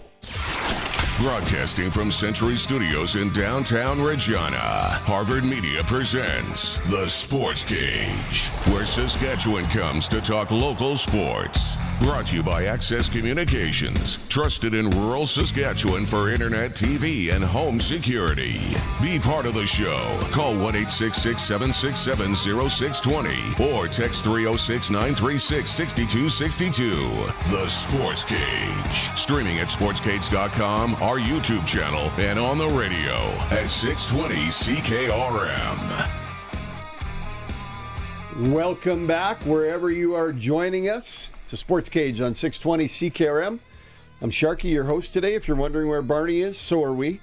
He is not here. No, he's having a birthday today. Barney is on the road, spending some time with family. Big birthday boy. Yeah, we wish him all the best. Nothing like a birthday, hey? Who doesn't love a good birthday? Everybody, let's celebrate every one of them. Never pass on any one of those birthdays, right? I guess so. Yeah. Barney's actually close to my birthday. Is he? When's yours, Curtis? When are we celebrating Curtis's birthday? 14th of July. 14th of July. Yeah, no time. What is that, a Tuesday? I don't know. I think it is. I don't pay that much attention, to be honest. Like, the more that go by, the less you're like, oh, yeah, another trip around the globe. You celebrate him. What a great opportunity to celebrate. It is Tuesday this year. It is a Tuesday. CFL news today that I have not mentioned so far, and I've been remiss. Joe has been cleared to participate with any Canadian Football League team, and the Calgary Stampeders have reached out and signed him. He still has 2 games to serve. Well, he has to sit out 6. 6 games. So when Calgary's 7th game, he would then be eligible to be on their roster. I think like he has to sit 3 games, and then after 3 games, he can start practicing. Yeah. And then after he's served the 6-game suspension, then he can play. So I think he's gone through all the counseling sessions and other things that he had to do. I think he'll still be on a pretty short leash from the counseling people and otherwise, but Joe has re-signed. I believe it's 15 mandatory counseling sessions plus a one-on-one with the commissioner, Stuart Johnston. And that's just for a scolding, or what happens there? Do you just get called on the carpet? Right. I don't know. It's just pulse check, I guess. And then, if you do all of that, then you're eligible for reinstatement. So he did all of that, reinstated, and it happened so fast too, because it was Tuesday when the news came out right around 4:00, and that he was eligible. Yeah, we missed it on Twitter, and then when Arash came on, he was like, "Oh, breaking news!" Yeah, and afterwards, by the time I got finishing posting the podcast and stuff for the Sports Cage and all that, he was signed in Calgary by 8:00, 4-hour window from being reinstated to signed with another team. It moved fast. I wonder if there was an opportunity for them to reach out in advance, or did everybody have to just stay off until he got cleared by Stuart Johnson? Majority of the league is represented by 2 or 3 agents. Agents, yeah. There's 2 guys that have majority of the league. So there's a lot of crossover, I imagine. There's a lot of nepotism, might be the word we're looking for. I don't know, but indirectly or directly, he was probably in the conversation because he probably talked to his agent that he was going through the steps in the process. I can't say for certain, but I imagine, considering how fast things happened, you would think they'd know. There was probably a conversation beforehand. Yeah. It's if I get reinstated, would you guys be interested? Other news you may have missed, Darnell Nurse is traded to the San Jose Sharks for Mook Hamadullin. That's a lot of cap space. That's a lot of cap space cleared up. It doesn't say that there was 4 seasons remaining, 9.25 cap. I'm not seeing that Edmonton is keeping any of that cap. So, that's a good thing for the Oilers to clear up some cap space. Nick Paul has been traded to the Toronto Maple Leafs for backup goaltender Hildeby. He goes to Tampa. Vegas is clearing lots of cap space. They're moving people out. They got to find some bodies. Trocheck has gone to the Mammoth. He's left New York. So lots of moves in the NHL. You're going to need a program for opening night game. Markstrom goes to Florida to replace Bobrovsky, who goes to Toronto. So Toronto's pretty excited. And I think Calgary's best player from last year, Coleman, has been traded to the Wild. A new start for him and possibly a chance, because the Wild are a pretty good team, to be in the mix. But to get more on the world of sports and everything that's going on, let's go coast to coast with Arash Madani. It's time to go coast to coast with Arash Madani for Smart Investing Solutions. Be smart with your money. Call Brian Gawley at Smart Investing Solutions, 546-2533. On the Western Pizza Guest Hotline, we've got Arash Madani joining us live online. Welcome, Arash. Nice to see you again. Sharky, it is great to be with you, my man. Look at you in the big chair. I know. Got to sit up back's straight. A little straight. Yes. Yeah. Yes. Yeah, this could be the end. This is probably a short-lived experience. Hey, Canada's got less than 48 hours to go before we take on Morocco. I didn't think Morocco was quite the wagon they are. I thought they were kind of cannon fodder, but it turns out they're pretty good. What's the anticipation like? What are we hoping to win, wanting to win, guessing we can win? Where are we at? I think all of those three is fair. Morocco's the better team. Morocco's the better program. Morocco's the better track record. Morocco's accomplished. They got to the semifinals 4 years ago in Qatar. At this point, the hay's in the barn. Like, there's not much more you can do, you know? So after all of this, after a training camp that started in the middle of May, after a friend, that's in Charlotte, and then you go to Edmonton to face Uzbekistan, and Montreal to face Ireland, and then Toronto, and then Vancouver, and then LA. Now you find yourself in Houston on this journey, and you got to put the ball, like it's almost like a Super Bowl, Sharky. Put the ball on the tee and let the chips fall where they may. And at this point, let's just see what Canada can do against a team that's better. This point, being in the round of 16, was probably the best we could have hoped for. Now, everything from now on is a bonus. Is that fair to say? I think so. And Jesse Marsh has set that as he's trying to temper expectations now. Look, it's a 48-team tournament now, so overall things are a little watered down. Getting to the final 16 is mission accomplished. But wouldn't it be something if they won? Wouldn't it be something if you could take down Morocco? Wouldn't it, what that would do for the sport, what that would do to galvanize people? Like, Sharky, people I have not heard from in years are messaging me being like, just, hey, can't wait for Saturday. There's something that's brewing, that's growing, and it's really neat. And you add Canadiana, you add the 6-day break from Sunday to Saturday between matches, and this thing's there's going to be a lot of people watching who probably have not watched a soccer game other than standing on the sidelines of a community field.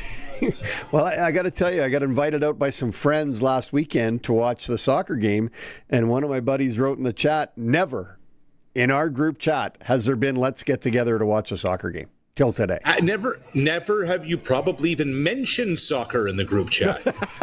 That's true. No, right? We haven't, yeah. Other than, hey, I can't make it because I got to take my kid to a soccer game. Like, that's probably, and that's what's so... Yeah, and that's what's so neat about this. That's why this is so exciting and galvanizing, and the fact that 3 of the matches were on home soil. And so years from now, like we're in the thick of it. We're in the, years from now, we're going to talk about the summer of 2026 and be like, man, remember how cool that was? Remember when we were talking about that? I don't think that over the next 4 years, anybody's going to say, hey, let's get together for a Champions League game because Alphonso Davies is in it. No. Or let's get together for a Premiership game because, 2 years from now, Kyle Laren's in it. But we'll remember, there's a difference when you wear the national team uniform, and that's what we're finding here. Just like the Olympics, same sort of thing, right? Yeah. I haven't become one of those soccer experts. Oh, no? Okay. Partly because I don't have an English accent is why I can't pull it off. Understandable. Using Alphonso Davies, they've got to use him. Is there a minute limit? Is there a time? How do we see him playing out this week? I don't know if he starts or not. But the fact that they brought him in at exactly the 75-minute mark, Sharky, in the last game, kind of suggests to me, especially in a tie game, Canada was willing to not only play him the 20 minutes, the final 15 plus stoppage time, but also the 30 minutes of extra time. So that suggests right there he's got at least a full half in him. So if you brought him in at the 75-minute mark last time around and he's had another week to recover, is Alphonso a halftime substitute on Saturday? That to me makes the most sense. I don't think you can go from 20 minutes to 90 minutes and beyond, but you could certainly come on at halftime and then just see where it takes you.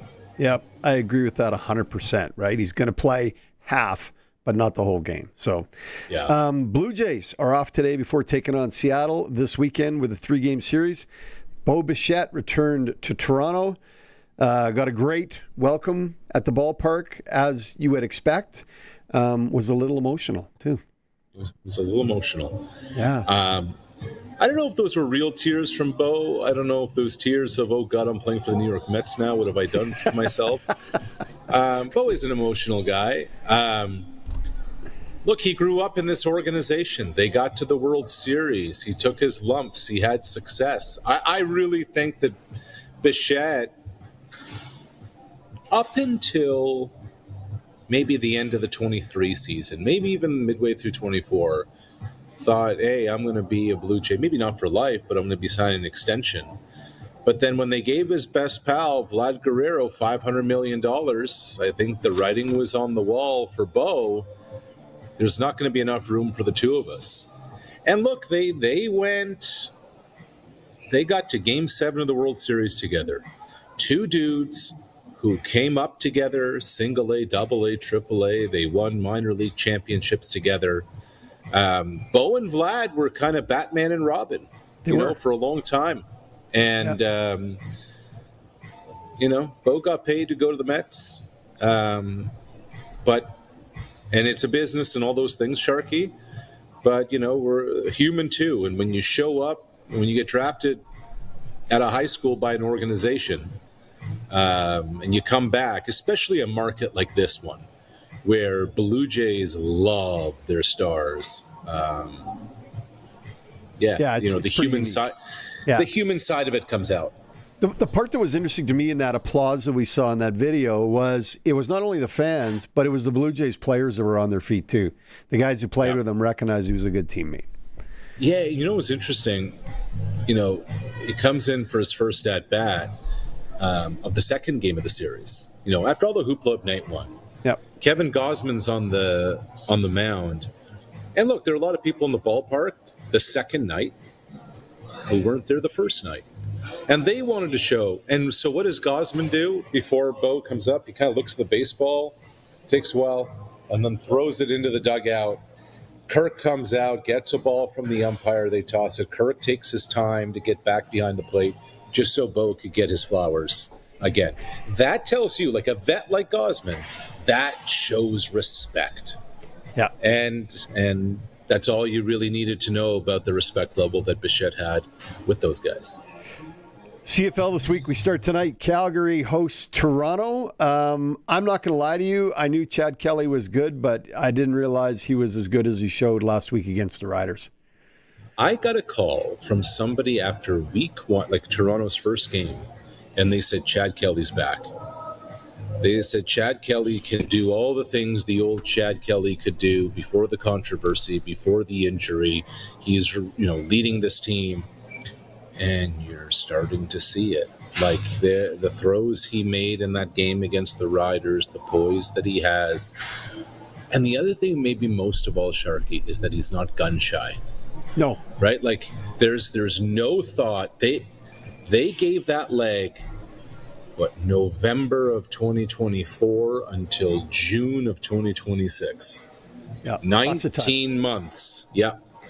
And now the payoff is coming, and that's why the Argos are going to be right in the thick of it as long as they stay healthy the rest of the way. Yeah, he was very, very impressive. But then when you speak of less impressive, the Riders are off to Ottawa tomorrow night, take on the 0-3 Red Blacks. Jake Mayer's a quarterback. And Curtis, can you bring up your graphic? Can you post that for us? Curtis has a graphic of Ottawa quarterbacks that we might want to see. There we go. That's an abysmal list, 27 and 79, since Trevor Harris left. So there's 13 names on this list, right? Yep.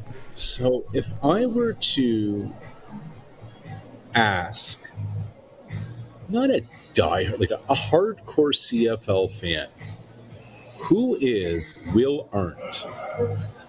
Who is Tyree Adams? Who is Duck Hodges? And really? And then the one that I had totally forgotten about, 0-6 with the Red Blacks, is Jonathan Jennings. Like, Jonathan Jennings took over from Travis Lulay as the franchise quarterback in BC. How long ago? Where's he now? I don't know. I mean, I'm assuming selling insurance. Like there are decisions organizations make that can put them in the driver's seat. And there are decisions organizations make that can absolutely decimate them. The Indianapolis Colts in 1998 could have taken Ryan Leaf first overall, but they took Peyton Manning. And then the Chargers took Leaf second overall. Yep. Look at what happened to those two franchises for the next 20 years. Yep. The decision the Red Blacks made on penny pinching Trevor Harris's signing bonus over a few $1,000. I was told it was like 5 or 10 G's. Look what's happened to them since. They would have saved that just on flights for getting those guys in and out of town. Literally. Yeah. Literally. Yeah. Literally. And this is fresh off of, Sharky, getting the Red Blacks to the Grey Cup game. Yep. They lost to Bo Levi in the Stamps. Like, what are you doing? I have no idea. I can't explain that. That looks terrible. And how many GMs have they been through since then?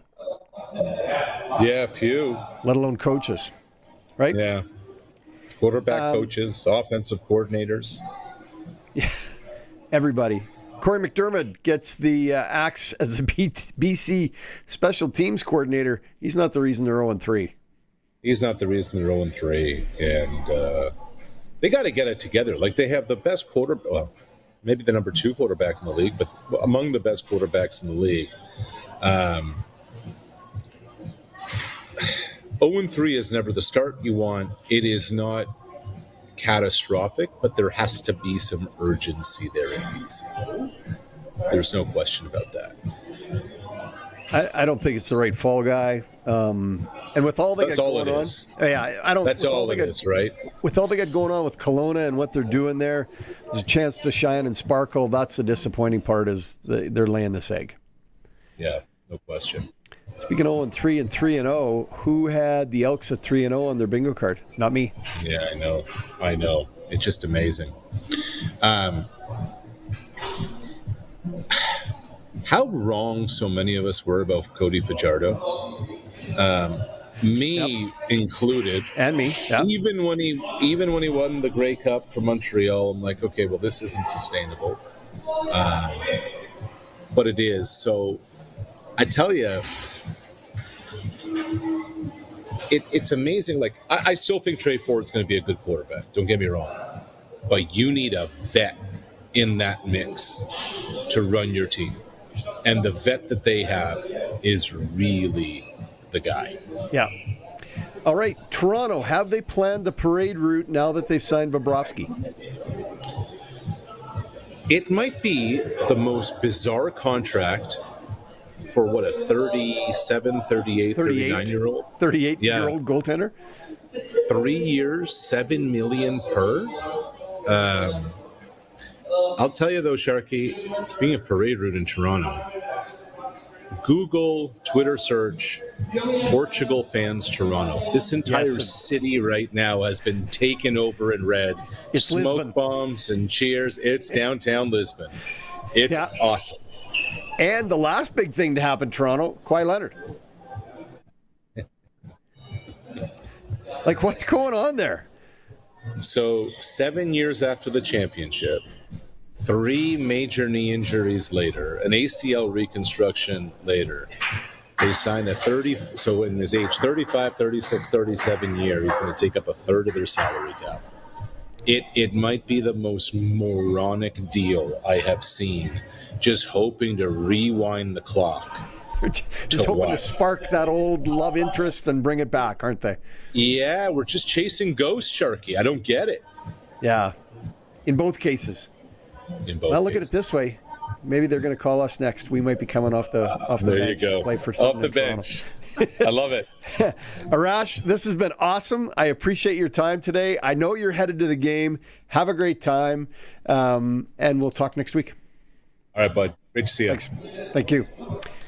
For Brian Golly and Smart Investing Solutions, that's Arash Madani. We'll be right back after the break. To celebrate CKRM's 100th anniversary, we're honoring the icons who helped shape this station into what it is today. Our next 620 CKRM icon inductee, James Allen.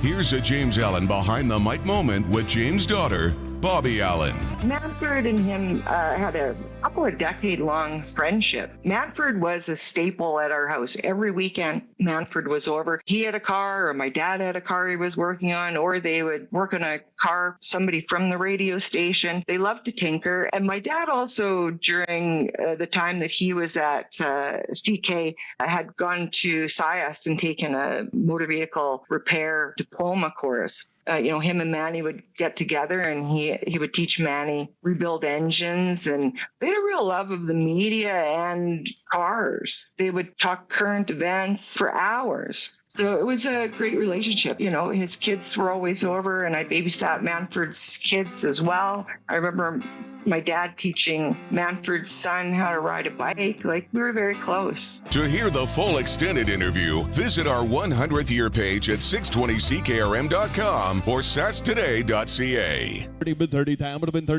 The auction calendar is stacked at Ritchie Brothers, and an exciting Regina auction is happening July 9th. Visit the Ritchie Brothers website or Regina location to view a wide variety of used heavy equipment from top brand manufacturers. You don't want to miss this great opportunity. Head to rbauction.com/Regina to sign up and be ready for the auction. Again, that's rbauction.com/Regina. We asked Gordon how he started investing with Brian Golly at Smart Investing Solutions. We phoned them and met with them, and we went through different options, what was going to work for us, and it's been good ever since. Overall, he's done very well for our investment. Don't guess with your money. Call Brian at 306-546-2533. SmartInvestingSolutions.ca. The Roughriders season is here, and the biggest 50-50 in Saskatchewan is back. Last year's 50-50 raised over $3.3 million for amateur football in Saskatchewan, and we couldn't do it without you. Thank you, Rider Nation. This year, we have bigger loyalty and early bird prizes than ever before, not to mention those life-changing 50-50 jackpots. See all of the prizes and buy your tickets today at riders5050.ca, and never miss a chance to win when you sign up for the 50-50 Club. Riders 50-50 is presented by ISC. Lottery license LR260010. Back to our regular spot, Pump Jacks Cathedral. I thought Pump Jacks was a kind of boot polish till last month. What are you getting? Kerwin's crispy ribs and a cold pint of local craft. Crispy, meaty, beautiful. You had me at meaty. Plus, we got live music on the weekends, big screens. This place is basically my second marriage. And way cheaper than the first. On the corner of Albert and 13th, Pub Jack's Cathedral Saloon and Steakhouse. Come early, stay late. The place where friends meet. The Sportscage Clutch Performer for Keln Solar. Thinking about saving money by using solar power? Keln Solar is a local family company that can put solar panels on your home, business, or farm. KelnSolar.com. All right, my Clutch Performer, and I'm going all the way back to the Rider game on Friday night, and I just thought he had a heck of a first appearance with the Saskatchewan Roughriders. Daniel Weeb, touchdown, made some big catches, showed that his stature or his height is not a factor, that he's going to be a part of the Rider team going forward, and I thought he was very, very successful in his debut with the Saskatchewan Roughriders. So for Keln Solar, Daniel Weeb, you're my Clutch Performer. You got one, Curtis? No, to be honest, it's a pretty good one. Maybe I'll second it. That's double Clutch Performer for Daniel Weeb. Wow. Do you know what? We had a conversation earlier, Curtis and I. The top 10 guys who have the longest serving National Hockey League careers, most seasons, 23 seasons or above, right? And I said 3 had Saskatchewan roots. You only got Gordie Howe. Yeah, Gordie Howe is the first one that comes to my mind, just off the dome. Obviously, Patrick Marleau for Aneroid, Saskatchewan. And if you didn't get the third or didn't figure out the third, it's Chris Chelios. You're saying, what? He's an American. But he played for the Moose Jaw Canucks in the Saskatchewan Junior Hockey League back in about 82, I think was the season. Moose Jaw Canucks. He did. He was a Canucklehead back in the day. Those are the 3 from with Saskatchewan roots. I was just looking up players that have played 1,000 games in the NHL from Saskatchewan. There are 23 guys, and one guy missed it by 2. Brent Ashton played 998. Bernie Fedorko's right at 1,000. He's the lowest one. Surprising names on here. I didn't realize Braden Shen was over 1,000. Luke Shen is over 1,000. And Dave Manson's got 1,103. And Kelly Buckberger's got 1,182. Holy smokes. Some long careers in the NHL. The most, of course, Patrick Marleau at 1,779 and Gordie Howe at 1,767. We're going to take a short break, real quick one. When we come back, we're going to be joined by a couple of people. Dan Crofts of Croft Electric is going to join us. He's going to sit in with us for the next little bit. We're going to talk to Ross Mahoney, the Assistant General Manager of the Washington Capitals, to bring us up on all things Washington and what's going on with the Caps. This is Sportscage for 620 CKRM. Winter in Saskatchewan tests everything, our patience, vehicles, and sometimes our bumpers. From icy parking lot dings to serious highway mishaps, choosing local matters. At Regina Motor Products Collision Center, we're Saskatchewan-owned, run, and we drive these roads too. An SGI-accredited full-service collision center working on all makes and models. Submit your SGI claim and book your appraisal. It's easy. When you need repairs you can trust, it's neighbors helping neighbors. Regina Motor Products Collision Center, south at Highways 1 and 6 Albert Street, rmpchevrolet.com. Have you looked at the outside of your home lately? Whether it's the deck, garage, siding, stone, or shingles, Freeze Tallman has the products to help bring your next project to life. From composite and pressure-treated decking to railing and exterior finishes, they've got everything you need to refresh your home and backyard. Start planning today at freezetallman.com. Freeze Tallman. Locally owned, family grown, rooted in our community for 70 years. Hello? What's your favorite garage door specialist? What? You like scary movies? Because I've seen what happens when you ignore that grinding noise. But it's just a little squeak. That's what they all say. Until the door won't open. Or worse, won't close. So call Busy Bee Doors. Well, why didn't you just lead with that? Jeez. Call Busy Bee Doors. They can fix or replace any commercial or garage door. It's a real scream. Busy Bee Doors, the garage door specialists. You know that Extreme Hockey and Sport has everything you need for hockey, but warmer weather has them thinking baseball. Be all set for the ball diamond with team kits, bats, gloves, accessories, and training products all in stock. And let's not forget about lacrosse. Don't let spring throw you a curveball. Be ready with Extreme Hockey and Sport, locally owned, community-focused, 1425 McIntyre Street at the Cooperator Center, now in Moose Jaw, and online at extremehockey.net. Get it hot, get it fast, Western Pizza. Hey, it's your stomach. We need to talk. What are you doing to me here? Another sad little salad? I like eating healthy as much as the next stomach, but sometimes I want to live. Load me up with a Western pizza, pepperoni, ham, bacon, melty cheese. Now we're talking. And maybe some ribs, lasagna, or souvlaki on the side. Treat me like a respected stomach. Western Pizza. Dine in or take out today. And get it hot and get it fast. Western Pizza. If it's happening in sports in Saskatchewan, we've got it covered on Sportscage. Be part of the show. Call 936-6262 or toll free 1-866-767-0620. On your radio at 620 CKRM and online at sportscage.com. Welcome back. We're here in the studio, beautiful studio at the corner of Rose and 12th. And joining us now in studio, Mr. Dan Crofts. Daniel, welcome aboard. Good afternoon. Thanks for joining us. Obviously, if Danny's here, we're going to be talking NASCAR. We'll do that in hour 3. Get caught up in everything NASCAR. There's a lot of interesting storylines there to the NASCAR season.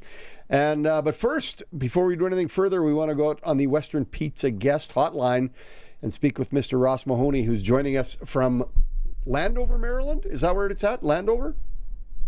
No, we're out in Arlington, Virginia. Arlington, Virginia. And this is, what do you call it, development camp? Is that what it's called? Yeah, this is development camp. Yep, we bring in all the kids we drafted the last 3 or 4 years and put them through their paces. And tonight they're actually downtown learning how to cook.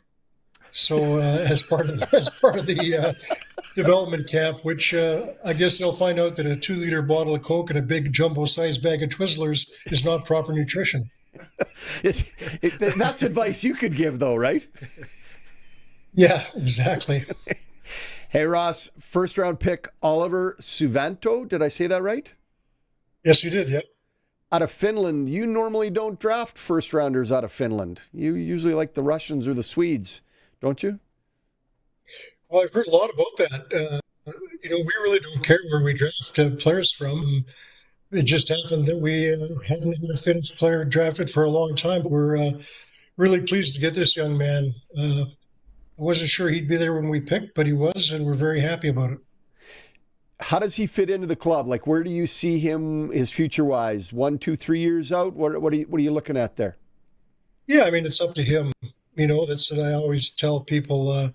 It's up to him to work just as hard off the ice as he does on the ice. And, as these years go by, to show the coaches that he deserves to make the team.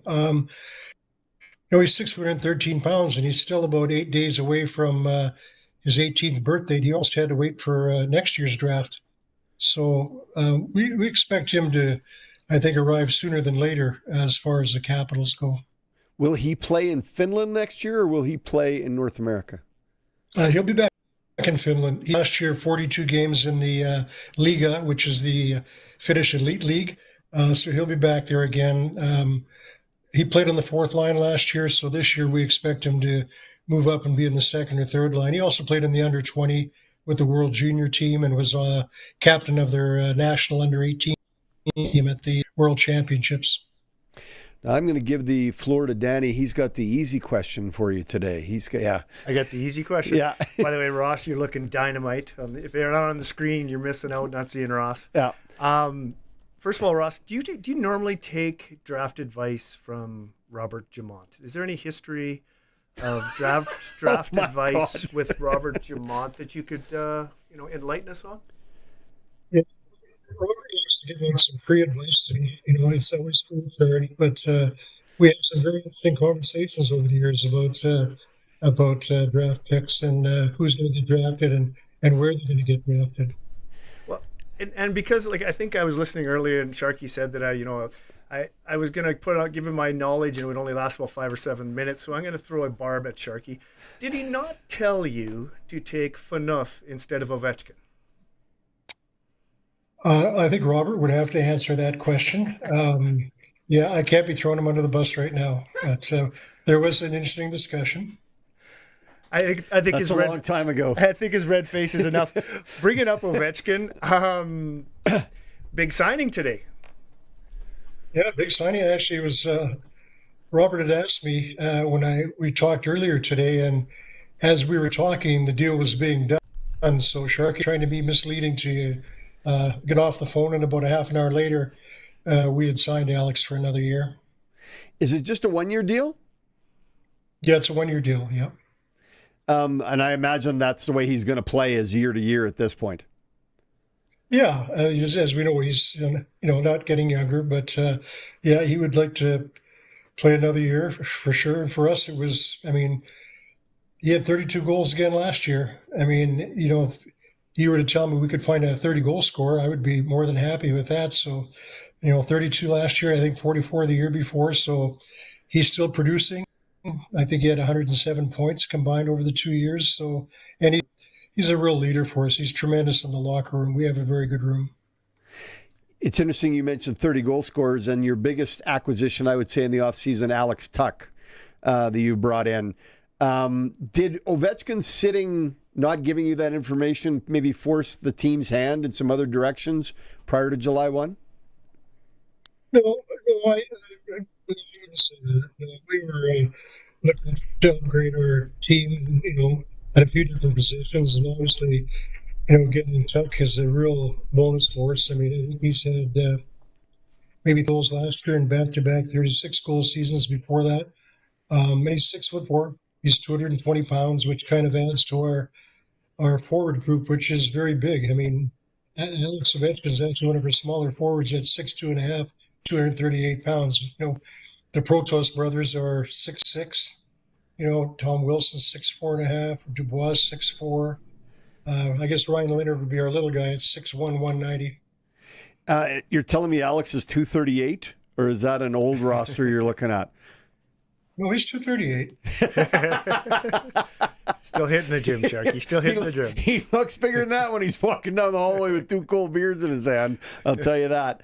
Ross, development camp going on. Any surprises in your group that you've seen at development camp? Somebody moving ahead in the list? Somebody falling off? Anything new to report?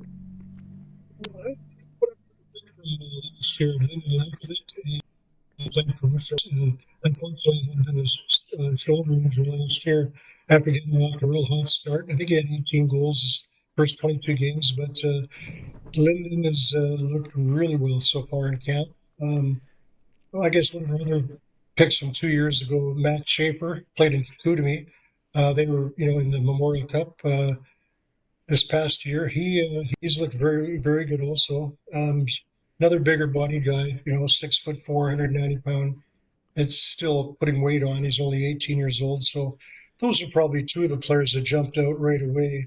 In addition to our first round pick that you had mentioned earlier, Oliver Savanto. He's looked very good. Now, what does the rest of the summer hold for you? Are you on the road scouting? You got to go to more tournaments? Do you get to play a little golf?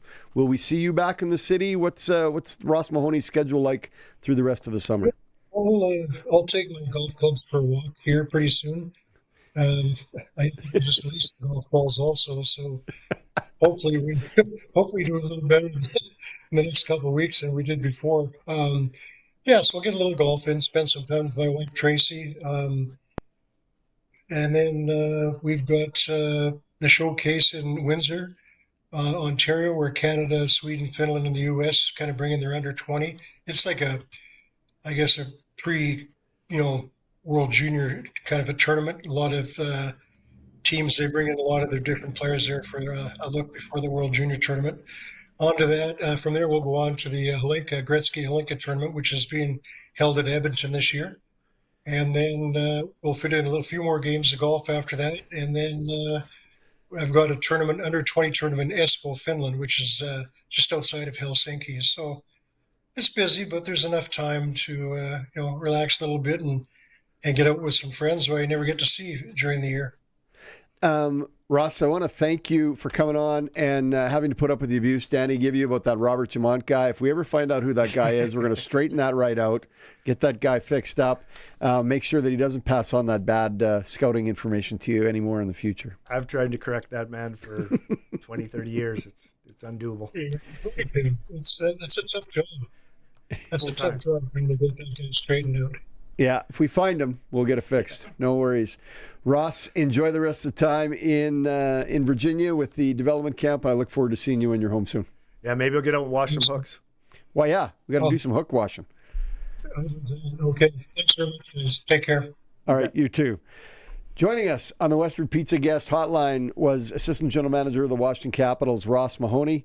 For those of you who don't know, Ross is a Regina native, still has a home here and lives here in Regina, and is friends with both Danny and I, except when we give him scouting advice. I've never given him scouting advice. I am smarter than that.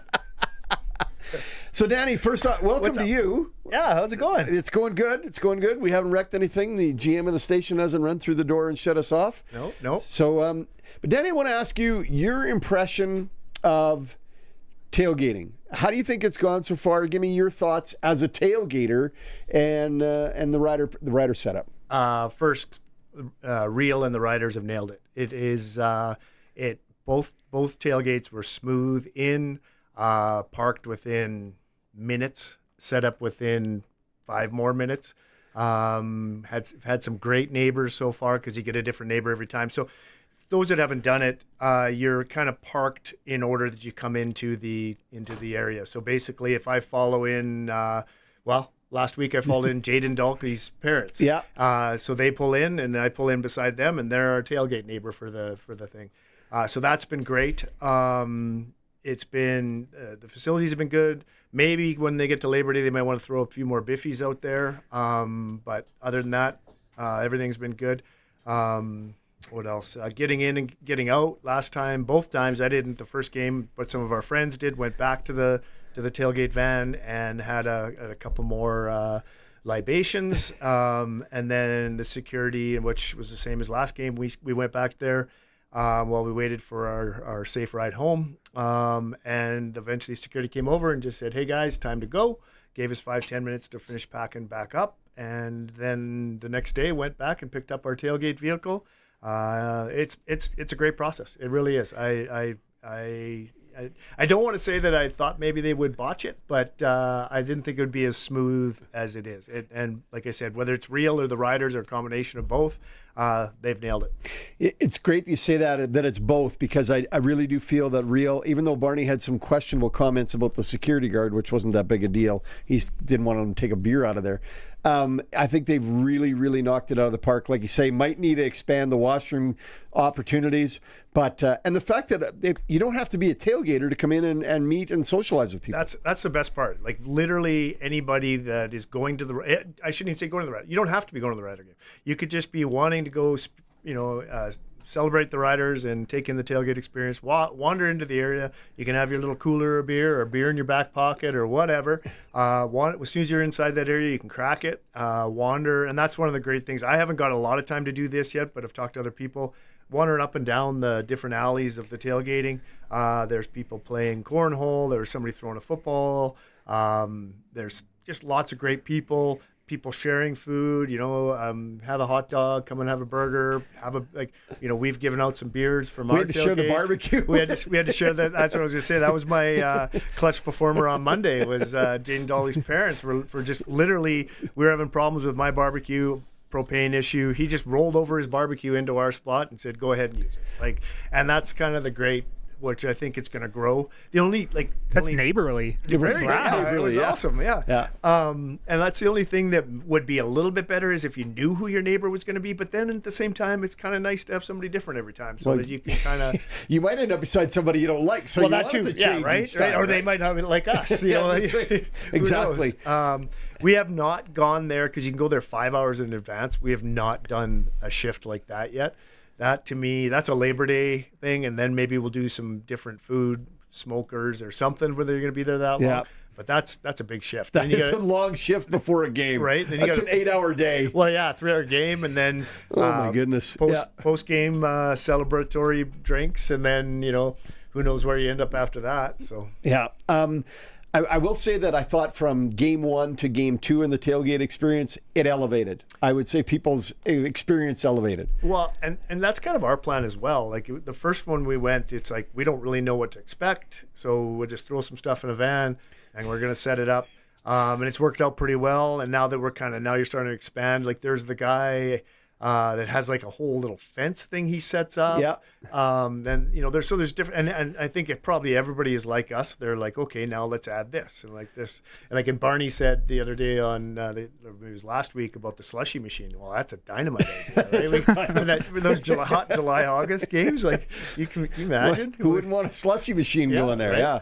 So didn't you end up like ordering one right as he texted you? That's hilarious. I was because I was at the office. I was sitting at my computer, while listening and watching the stream, and he said that, so I literally went on and Canadian Tire and ordered one, a Ninja.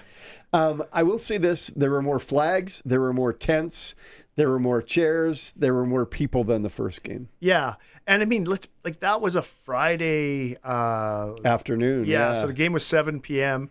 So I mean, like Friday in the summer, a lot of people can get off a little early. But still, wait till it's all day Sunday or an all day Saturday. Exactly. Once we all know it, I can honestly see people just spending the whole game at the tailgate. Especially Labor Day. I could see, you got 8 buddies but only could get 4 tickets, let's say. But you got the tailgate spot, so 4 buddies go into the game. The other 4 buddies sit at the tailgate and continue, roasting smoking the brisket or whatever, and watching the game on a TV, streaming the game through a TV, and then you come back after like this because you still got that energy. You can still hear the game. You can still hear it's the right stadium, beside right? you. Yeah, right beside you. Yeah, I'm like I said, they've nailed it. Well, congratulations to both to the Riders and to Real for pulling off a great experience so far at tailgating. We got to take a break. We got to do a little work and then come back with Sports Ticker for the second hour. This is Sportscage on 620 CKRM. You know that Extreme Hockey and Sport has everything you need for hockey, but warmer weather has them thinking baseball. Be all set for the ball diamond with team kits, bats, gloves, accessories, and training products all in stock. And let's not forget about lacrosse.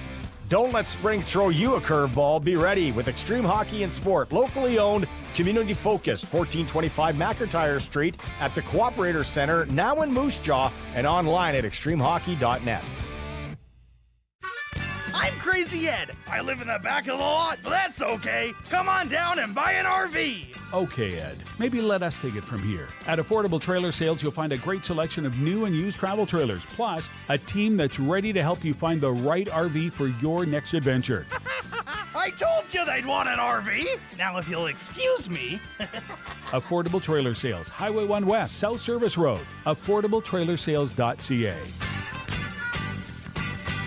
The auction calendar is stacked at Ritchie Brothers, and an exciting Regina auction is happening September 25th. Visit the Ritchie Brothers website or Regina location to view a wide variety of used heavy equipment from top brand manufacturers. You won't want to miss this great opportunity. Head to rbauction.com/Regina to sign up and be ready for the auction. Again, that's rbauction.com/Regina. The Roughriders season is here, and the biggest 50-50 in Saskatchewan is back. Last year's 50-50 raised over $3.3 million for amateur football in Saskatchewan, and we couldn't do it without you. Thank you, Rider Nation. This year, we have bigger loyalty and early bird prizes than ever before, not to mention those life-changing 50-50 jackpots. See all of the prizes and buy your tickets today at riders5050.ca, and never miss a chance to win when you sign up for the 50-50 Club. Riders 50-50 is presented by ISC. Lottery license LR260010. Why juggle multiple providers when you can have one seamless experience? On the farm, acreage, or cottage, Access Communications has you covered with internet, TV, and security. One provider, one bill. One reliable rural home solution, backed by our great customer service. Get internet and Wi-Fi that hold up in tough weather, plus TV anywhere with Access Next TV. And security you can monitor from your phone. You can have it all with Access. Sign up today and save $20 per month when you combine services. Visit myaccess.ca. It's time for the Sports Ticker, brought to you by Extreme Hockey and Sport is the home of the price match guarantee. 1425 McIntyre Street, the Cooperator Center, Moose Jaw Temple Garden Center, and online at extremehockey.net. FIFA today. Spain defeats Austria, so they advance to the round of 16. Right now, entering the pitch, is what they call it. Portugal and Croatia. If you're a Ronaldo fan, this is the game to watch. And late tonight from Vancouver, Switzerland and Algeria again, trying to advance to the round of 16. Canada, Saturday at 11 a.m., will take on Morocco in Houston. The winner faces the winner of Paraguay and France. Pats news today, they've hired 2 assistant coaches, Terrace McEwen and Del Pedrick. Both joined the club. Both have Western Hockey League experience with other teams. As well, Western Canadian Baseball League, Saskatoon Berries are in Regina. 7:05 is first pitch at Curry Field. What a great night to be at the ballpark. Have yourself a hot dog and a refreshing beverage. And Weyburn, the Beavers, are in Sylvan Lake to take on the Gulls. And CFL tonight, Toronto is in Calgary as they continue their road tour to start the season. So before their stadium gets back to shape for football. As a note, Toronto-Calgary, the over-under is 60.5. Take the over. All right. Let's go back on the Western Pizza guest hotline. Joining us from Flowing Springs Golf Country Club Resort, Brian Raymond. Are we calling that, Brian? Are we calling it a resort? I wouldn't call it quite a resort, but nobody can stay overnight there, but that would make it a resort. Not on purpose, anyway. They can't stay overnight on purpose. Where'd you go? Over here. Oh, Brian, are you driving and on the phone? I am hands-free. Love it. Safety first. And I have pulled over. All right. You know what, Brian? We actually had a request. Crofty came in today, and he has a request for you as you move forward to Flowing Springs. Yeah, Brian, I called you just before Father's Day. You got to get those gift cards online where you can order them and either get an e-gift card or something like that. I just didn't have time to get out there to get the gift card from you personally. So well, you know what? You're not wrong about that. Technologically, we're a little bit challenged right now, but that is a good point and something for us to think about in the future for sure. My dad golfs out there every Wednesday, so he loves the place. So wanted to make sure buy him a couple free rounds. The course is in great shape, and I should put this out there too. I know the weather has been a little iffy the last little while, to say the least, but our golf course is open on all 18 holes. Power carts are out there. So despite the inclement weather that we've had, things have worked out pretty well at Flowing Springs. Brian, what are the specials people can expect as we go into this weekend where we're actually going to get some heat? We're going to get some heat finally. Every day after 3 o'clock, it's $40.50 to play the golf course. After 6, it's $22.50. Monday and Wednesday, this is a big deal. It's worked out really, really well for us. We've had a lot of female golfers at the golf course because of this, and, of course, a lot of seniors. Every Monday and every Wednesday, it's only $42 for either a senior over 60 or a lady to come out and play the golf course. So that's a tremendous special that has worked very, very well for us. And, of course, even at that price, if you come out and pay for a green fee, we'll give you a $25 gift certificate towards our Skechers shoe selection. That's a fantastic deal, Brian. What about the driving range? Driving range still a deal and that hot dog in there? Yeah, you know what? Lonnie has extended that right to the end of July. So if you want to come out to the driving range, you buy a large basket. We'll give you a coupon to come back any day after 5 o'clock. You'll get a large basket for half price and a hot dog. All of that for like $9.50, I think. Oh, it sounds good all by itself. Are we going after this? We could. We don't have anything else to do. No, it's sunny already. Yeah. We're not actually going to hit the balls. We just want the hot dog, Brian. That's all we're coming and for. maybe a cold pint. Yeah, that's exactly right. The hot dogs are really good. They are. Harvest Meat hot dogs are the best there is out there. Hey, Brian, enjoy the weekend. Enjoy the great weather we've got coming up. And let's get that golf course full and have a great weekend. Right. Give us a call, 543-5050, and book online at flowingspringsgolf.com. Perfect. Thanks, Brian. Have a great day. Have a good weekend. Cheers. There we go. Brian Raymond from Flowing Springs on the Western Pizza Guest Hotline, telling us all the specials that are going on at Flowing. And again, if you want to book, 543-5050 is the call you got to make, and they will set you up with a tee time. And I can confirm that Dad says that course is in beautiful shape. So. Yeah. Well, you know what? We've had enough moisture. If you got a golf course, it should be good. Yeah. Other than not being able to get on it. Yeah. Other than the mud. Yeah. Hour number 3 coming up. We got the NASCAR report. Looking forward to that. We're going to talk about that. Little bigger report than usual. We're going to go through some NASCAR stuff and talk about the season that's been on there. Glenn Suter, who usually joins us in hour number 3, is in a traveling abyss. He is somewhere between Vancouver, Kelowna, and some wineries to the south. He's hitchhiking somewhere. No. He's lost in a winery. No. He tried to move to tomorrow. I said, Suits, we can't do that. The full broadcast tomorrow for the Rider game. So we will be missing Glenn Suter today for Freeze Tallman Lumber. But trust me, he's okay. He's just not available to us. Yeah, it was a little bit funny. It's like, oh, can we move to Friday? You already have a hit on our broadcast Friday, Suits. He's doing double hit.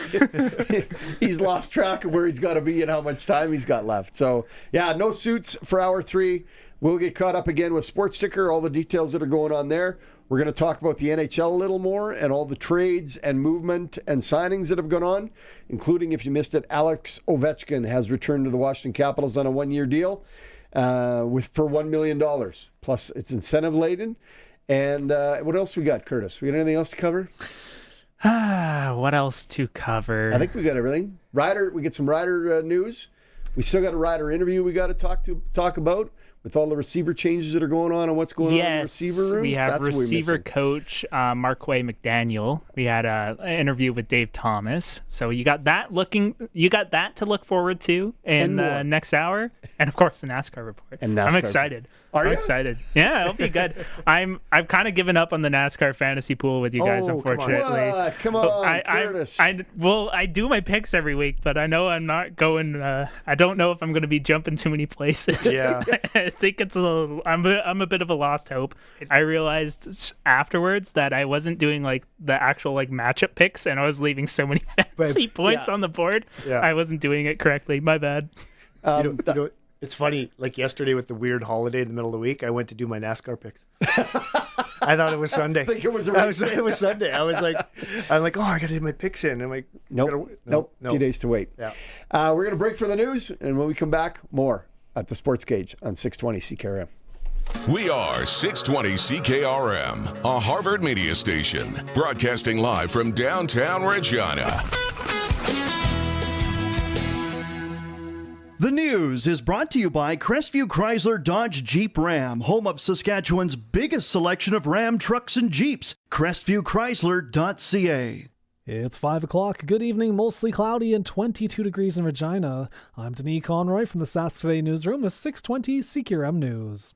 Severe thunderstorms remain possible across parts of southern and central Saskatchewan this evening. The strongest storms may bring damaging winds gusting to 90 kilometers an hour, large hail, and torrential downpours that could reduce visibility and cause localized flooding. There is also a slight risk of an isolated tornado in southeastern Saskatchewan. Keep an eye on the forecast and move to shelter if threatening weather approaches. Wildfire smoke is spreading across Saskatchewan, creating hazy conditions and strong odors that residents noticed during Canada Day celebrations. The Saskatchewan Public Safety Agency says the smoke comes from several lightning-caused fires burning in the province's north. Winds are pushing the smoke south, affecting areas from Regina to northern communities like L'Orange.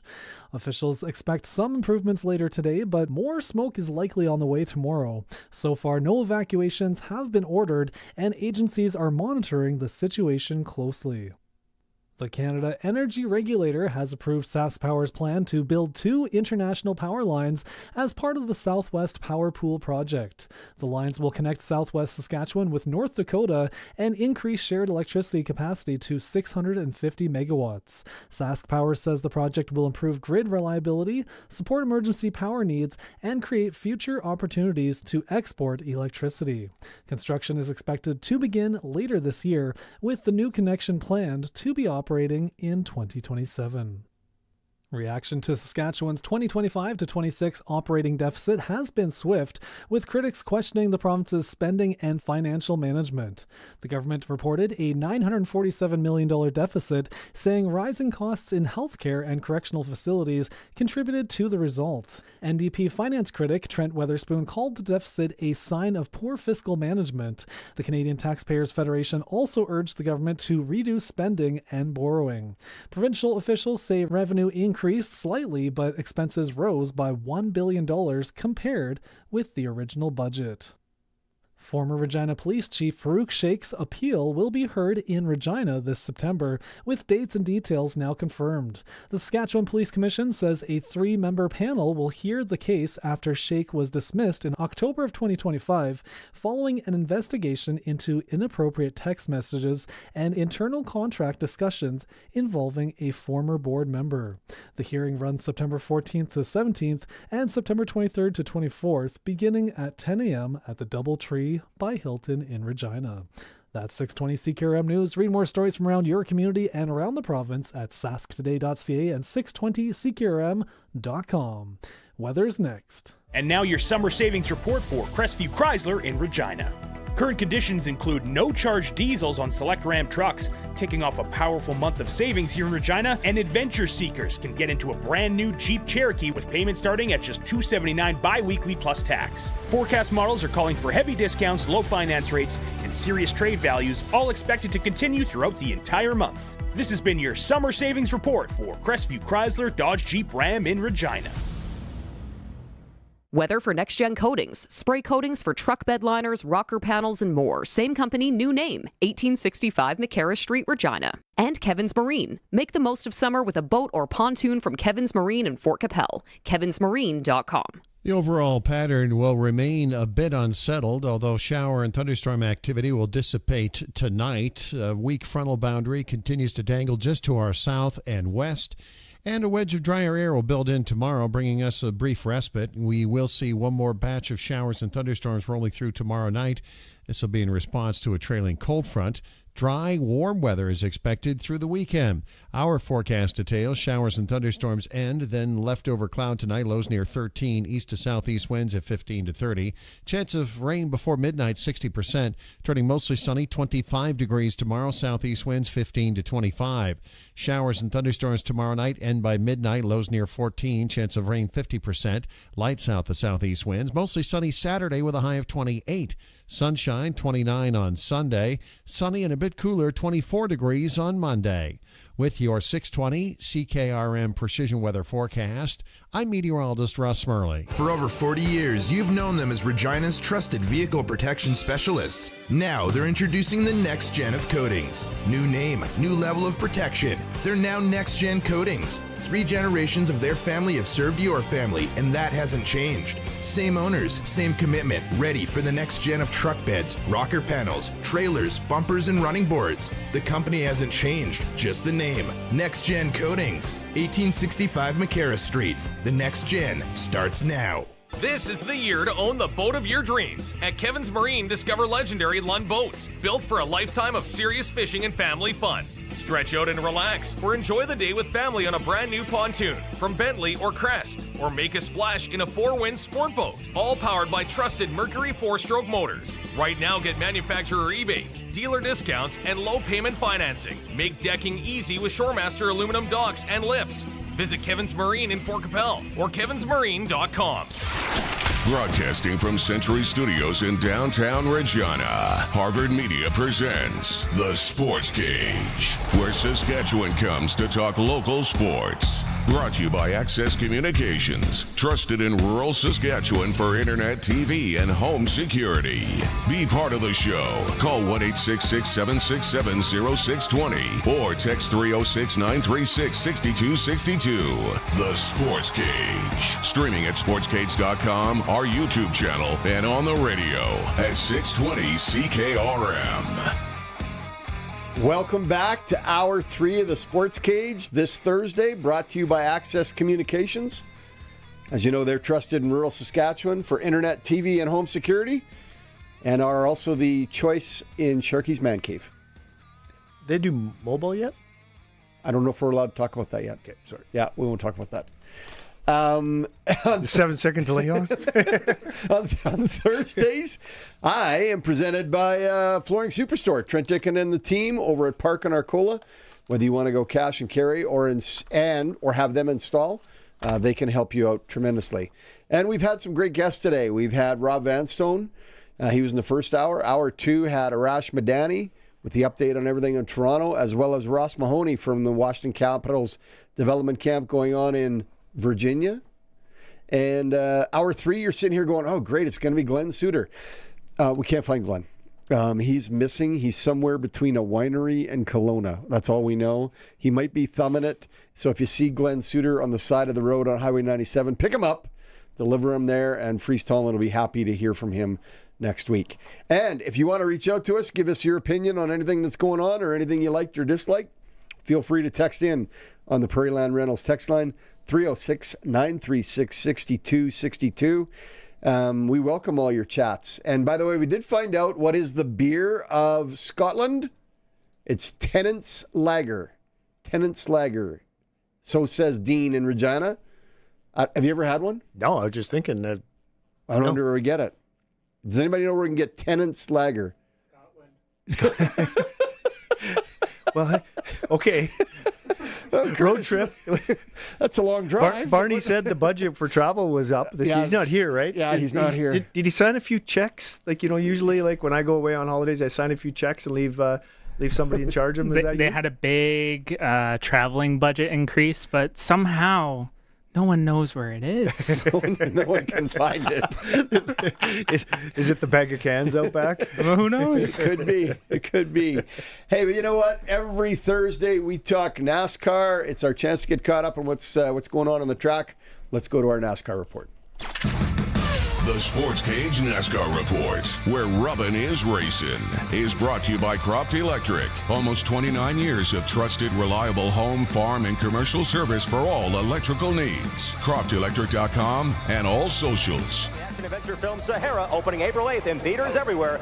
Actor Matthew McConaughey. All right, all right, all right. Gentlemen, start your engine!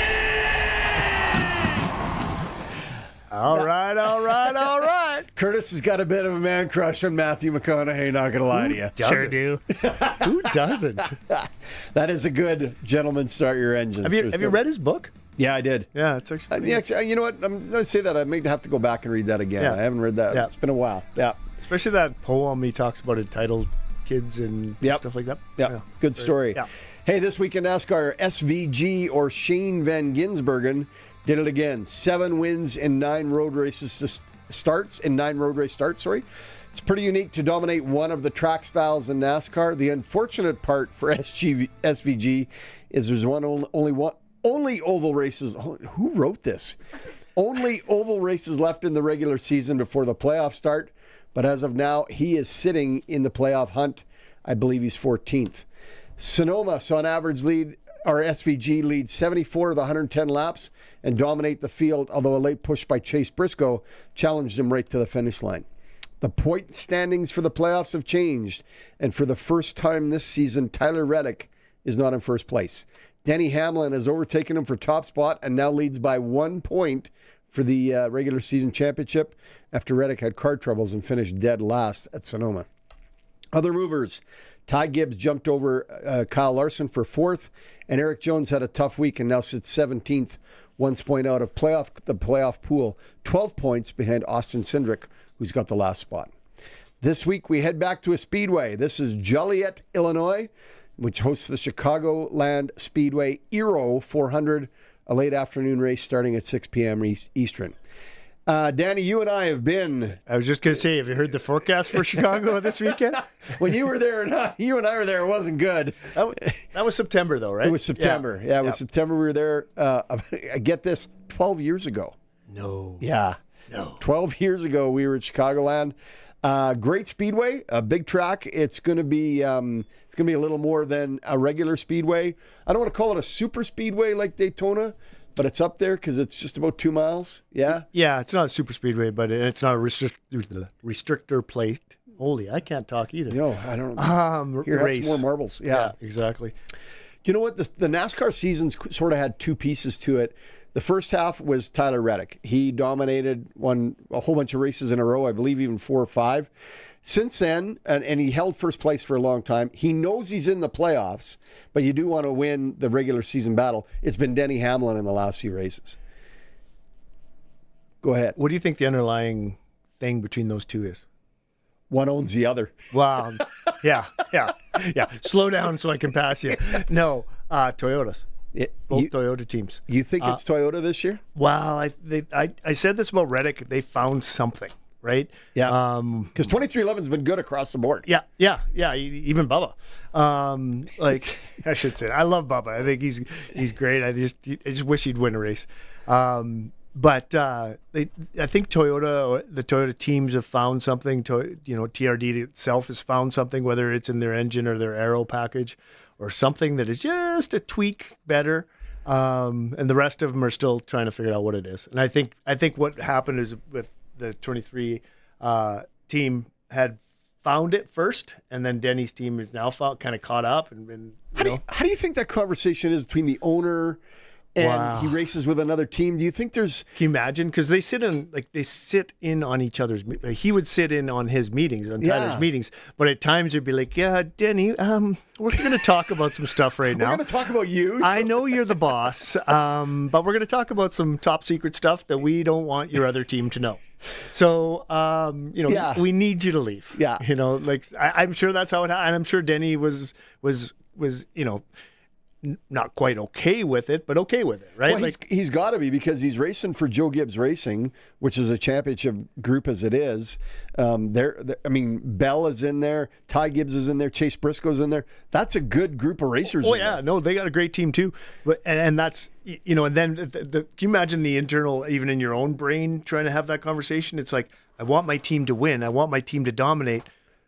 They know something. Wait, I want to win. I want to win. And I'm on this other team, but I want that team to win. So I kind of want them to tell me what they found, but I kind of don't want them to tell me what they found.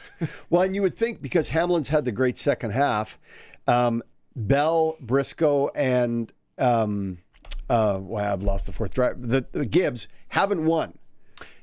Right? Yeah. Hamlin's been the winner. Yeah. So maybe he has found the secret sauce that 2311 has. I know, Toyota, well, all of them, Chevy, Toyota, Ford, they all share certain things between teams, just as part of being on the manufacturer's team. But they don't share everything, right? So yeah. There's also the legal challenge that 2311 brought about by Michael Jordan against NASCAR for, what do they call it? The collusion, they call it in the anti-something. Yeah, Anti-Collusion Act, or what for the because of the charters. Yeah, I to be honest, nothing's come of that yet. No, I was going to say I've tried to dig in deeper on I understand peripherally what their problem with it was. It's it's like Bettman owning the NHL and then owning Bauer. All the rinks that, or half of the rinks that the teams play in, and saying, now we've done this and this. Now we're saying, you have to use Bauer gear for your skates, shin pads, and shoulder pads. Yeah. Right? You can't use anything else. And we'll decide who gets sponsored with anything else. And you have to buy those parts through us. Yeah. Right? So I get it. I wish we'd go back to where there was a lot more gray area, where they could, the old putting a 2-inch fuel line from the fuel tank to the engine so they can, hold another 5 gallons of gas, or the lowering the oil pan. How about the one guy who was putting, for weight, he was putting literally BB pellets in the door, and then as he started the race, he would just slowly release them all. Yeah, he would put them in the channel of the frame. Yeah. So that he would make weight. The weight of the car was right at the start of the race when they went through inspections, and then when they were doing their warm-up laps, he would just turn a little thing, and all these BBs would fall out, and they would roll down to the middle of the track into the grass, and nobody'd ever know. But then the one time he turned it not quite far enough, and the first time he comes into pit, when the jack man dropped the jack, the BBs all came rolling out from under the car, and so all of the pit crew scurried to try and get it done quickly, and the crew chief was like, "Don't do that. Just one guy go out and casually clean them up like it's nothing." The other teams are like, "What is that? Why are there all those pellets all over the racetrack?" So NASCAR has changed for the good, and they've made it a little more equal. But equal is good. Safety is good, but I still think innovation is important. like a lot of the reason why they've learned how to, whether it's fuel economy, all those kind of stuff is learned on the track, right? You know, these manufacturers do try and, you know, okay, what if we do this, different tire compounds, different things like that, improve fuel economy, which, I mean, less pit stops, less whatever, you know, you can go further, you can go win the race, right? So it's, I just wish they would let them tinker a little bit. The old Days of Thunder, you know, I'm gonna do this to you. Yeah. Don't come in right now. We're having an ice cream cone. Yeah. Anyway, for all of you listening home going, what are you guys talking about? That was our NASCAR report for Crofty Electric. Crofty, it's very special that you're here and having that NASCAR report in that chat. So we're going to take a short break. We're going to take a quick stop, and then we come back. We'll have more stuff on the Riders and Arash Madani. This is Sportscage on 620 CKRM. Rider Nation lives on 620 CKRM. I'm Dave Thomas, voice of the Saskatchewan Roughriders. Tomorrow is game day as the Riders take on the Ottawa Red Blacks. Countdown to kickoff with Tegan Whitco and Wes Cates is at 2:30. The pregame show's at 4:30. And kickoff with Luke Mullender and I is at 5:30. Saskatchewan Roughrider football on the Cooperators Rider Broadcast Network is brought to you by UFA, Steelcraft Doors, Stars Lottery, Salford Group, and Sask NDP Caucus. Stream every moment of Rider football at Sportscage.com. The Roughriders season is here and the biggest 50-50 in Saskatchewan is back. Last year's 50-50 raised over $3.3 million for amateur football in Saskatchewan, and we couldn't do it without you. Thank you, Rider Nation. This year, we have bigger loyalty and early bird prizes than ever before, not to mention those life-changing 50-50 jackpots. See all of the prizes and buy your tickets today at riders5050.ca, and never miss a chance to win when you sign up for the 50-50 Club. Riders 50-50 is presented by ISC. Lottery license LR260010. Play of the game? Touchdown! More like the game to play. The new Saskatchewan Roughriders Scratch and Win ticket. It's your chance to win 10 years of Rider season tickets, a premium suite for the home opener and the Labor Day Classic, and tons of Rider swag. Plus, 2 chances to win $75,000. Tickets available at your favorite lottery retailers. Proudly brought to you by Sask Lotteries, supporting sport, culture, and recreation across the province. Please play responsibly. Get it hot, get it fast, Western Pizza. You just played 4 quarters of football. You got hit by guys built like farm equipment. And now you're thinking about a little celery stick and a protein shake? Come on, this is a job for Western Pizza. Load up with pepperoni, ham, bacon, melty cheese, maybe some ribs, lasagna, or souvlaki on the side. You put in the work, now eat like you mean it. And get it hot, get it fast, Western Pizza. Out here in southern Saskatchewan, the sun shows up for work every day. Might as well make it earn its keep. That's where Keln Solar comes in.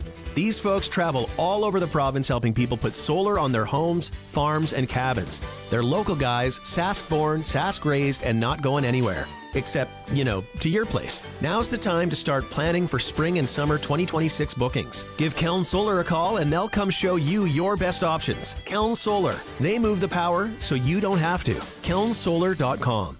It's time for the Sports Ticker, brought to you by Steelcraft Doors Regina, made in Western Canada for Western Canadians. We will start off with some Regina Pats news. They have released their schedule for next year. They will start on the road in PA on the 18th of September, followed by the next Friday night in Brandon, the 25th, and on the 27th will be their first home game. They will take on Swift Current Sunday afternoon at 2 p.m. Pats also announced 2 assistant coaches today. Terrace McEwen and Del Pedrick joined the club. Both of them have WHL experience with other teams. In FIFA today, Spain took Austria out 3-0, so Spain advances to the round of 16. Portugal and Croatia are on right now in Toronto. It is scoreless, and later tonight, Switzerland will play Algeria. In the WCBL, Saskatoon Berries are at Regina Curry Field, 7:05 as first pitch. And Weyburn, the Beavers, are in Sylvan Lake against the Gulls. And in the CFL, Toronto is at Calgary tonight. Toronto looked like a bit of a wagon last week. Rider changes this week as we head into the game. In Duncan Busby, Nelson Lacombo, Matthew Sexton, Johnny Johnson III, part of the law firm of Johnson, Johnson & Johnson, we have at receiver, and Devin Adams on the defensive line. Out, Letcher Jr., he's gone to the 6-game injured list. Odolapo's gone to the practice roster. Johnson's gone to the 1 game. Jalen Johnson's gone to the 1 game. Mims back to the practice roster. And Ali Saad has also gone to the 6-game injured list. That's a blow. Devin Adams takes his place on the defensive line. Crofty, thanks for joining us today. Thanks for being part of the show. Thanks for bringing us up to date on all the news. You got any good rodeo stories for us? You got any rodeo information coming up? I threw that was yeah. wasn't I it? had, Yeah. I'll get to that. I don't have any off the top of my head, but I was listening on the drive over here, and how you said you weren't a soccer aficionado. I'm not, but I do recall a lunch you and I had where you told me Morocco beating the Netherlands was going to be like the upset of the century. Yeah, I was wrong. Yeah. Both in the top 10. Yeah. Standings. Yeah, that wasn't. That probably wasn't my best comment. No, it was not even close to your worst. By the way, Canada takes on Morocco Saturday at 11 a.m. In Houston. Morocco is in the top 10. Canada. It would be an upset if Canada beat Morocco. There, I think you're correct. There, I'm correct. NHL news today. If you missed it, Alex Ovechkin has re-signed with the Washington Capitals. It costs $4.2 to the cap. There's a $1 million contract. 3.2 is signing bonus, and then he's got another bonus for games played. I think he's got to get to 10. I think he can do that. Darnell Nurse got traded to the San Jose Sharks. This is the interesting point that you brought up earlier. Nurse has gone to San Jose with his salary cap, with his full $9.125. You think Edmonton's getting a goalie named? Well, I think they're making room. Well, I mean, everybody, I think, knows that Nurse contract was a terrible contract. It handcuffed the Oilers from being able to, get the defenseman and the goalie they need. And I think they've opened up some salary cap for Hellebuck. Wouldn't that be something? Think about that. The Oilers were on the cusp 2 years in a row there, right? And what did they need? A goalie and some defensemen. So you think Hellebuck might go to Edmonton? That could be the play. Did he not want to trade at the end of last season? He did, right? Yeah, and he's obviously expressed it now because they're shopping, right? And then so now if you're Hellebuck, you're like, okay, I could go to a team that was on the cusp. Now you have to play for Babcock, so there's another whole thing. But if I'm Hellebuck and I've had a great career, I've made some good money, I've done all kinds of things, but what haven't I done? I haven't won a Stanley Cup. Right. So you're looking at that team. You got the 2 best forwards in the world playing together for maybe 1 or 2 more years. Depends on if they win a cup. So I'd be sitting over there going, I could get along with those guys. That's a thought that hadn't gone through my head, but now that you say it, man, does it make sense. Well, and who did Winnipeg just sign? Stuart Skinner. Stuart Skinner. Right? It's just it's just the rotating goalies. But it kind of makes sense, right? Like, maybe. Yeah. I'm just putting it out there. I'm trying to manifest it, as the kids say. They'd have to move Jari because they also signed Anderson out of Carolina, right? So Jari would have to go. They got to find a place for him. Maybe Winnipeg take him back as part of the deal with Stu Skinner, right? Because I don't know. I've got to look through Winnipeg's list, see what they've got for players otherwise. But yeah. Right? Like, I'm not going to lie to you. Like, it makes a ton of sense. Like, I heard one comment about why they signed Skinner to maybe just give Hellebuck 10 games of relief to kind of lighten his load a little bit, take some of the workload away from him. That could be too, but in your opinion, how far away is Winnipeg from winning a Stanley Cup? Connor Hellebuck get a lot closer, right? In my opinion, they're years away, right? And I got a lot of good friends that are Jets fans, and that are probably shaking fists at me right now. But I think it's true. So I'm just trying to see. I think his salary. I think his hit is 8.5. I think that's what his cap's at. So we still got room for a defenseman. You could still go out and find another defenseman. Although the Oilers did upgrade the defense, they did add a couple of new bodies. But would love your impressions of that on the text line, or if you're on the chat on the YouTube channel.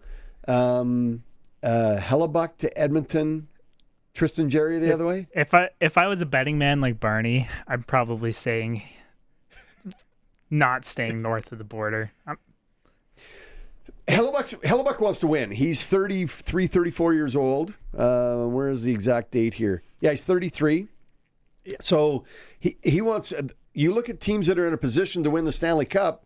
Well, and I think that need a goalie. I think at some point, I mean, yeah, you got to get paid, but the amount of money isn't the same thing as winning a Stanley Cup, right? Like you.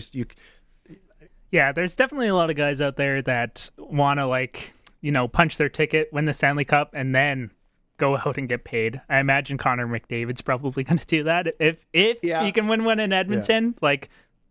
I don't know if he sticks around afterwards. It's all right, time to go get paid like I'm the best player in the NHL and stop giving pity contracts to try and win one and save some cap space for your team. But yeah, it's an interesting theory. For some reason, I just feel like personally, the guy obviously wants out.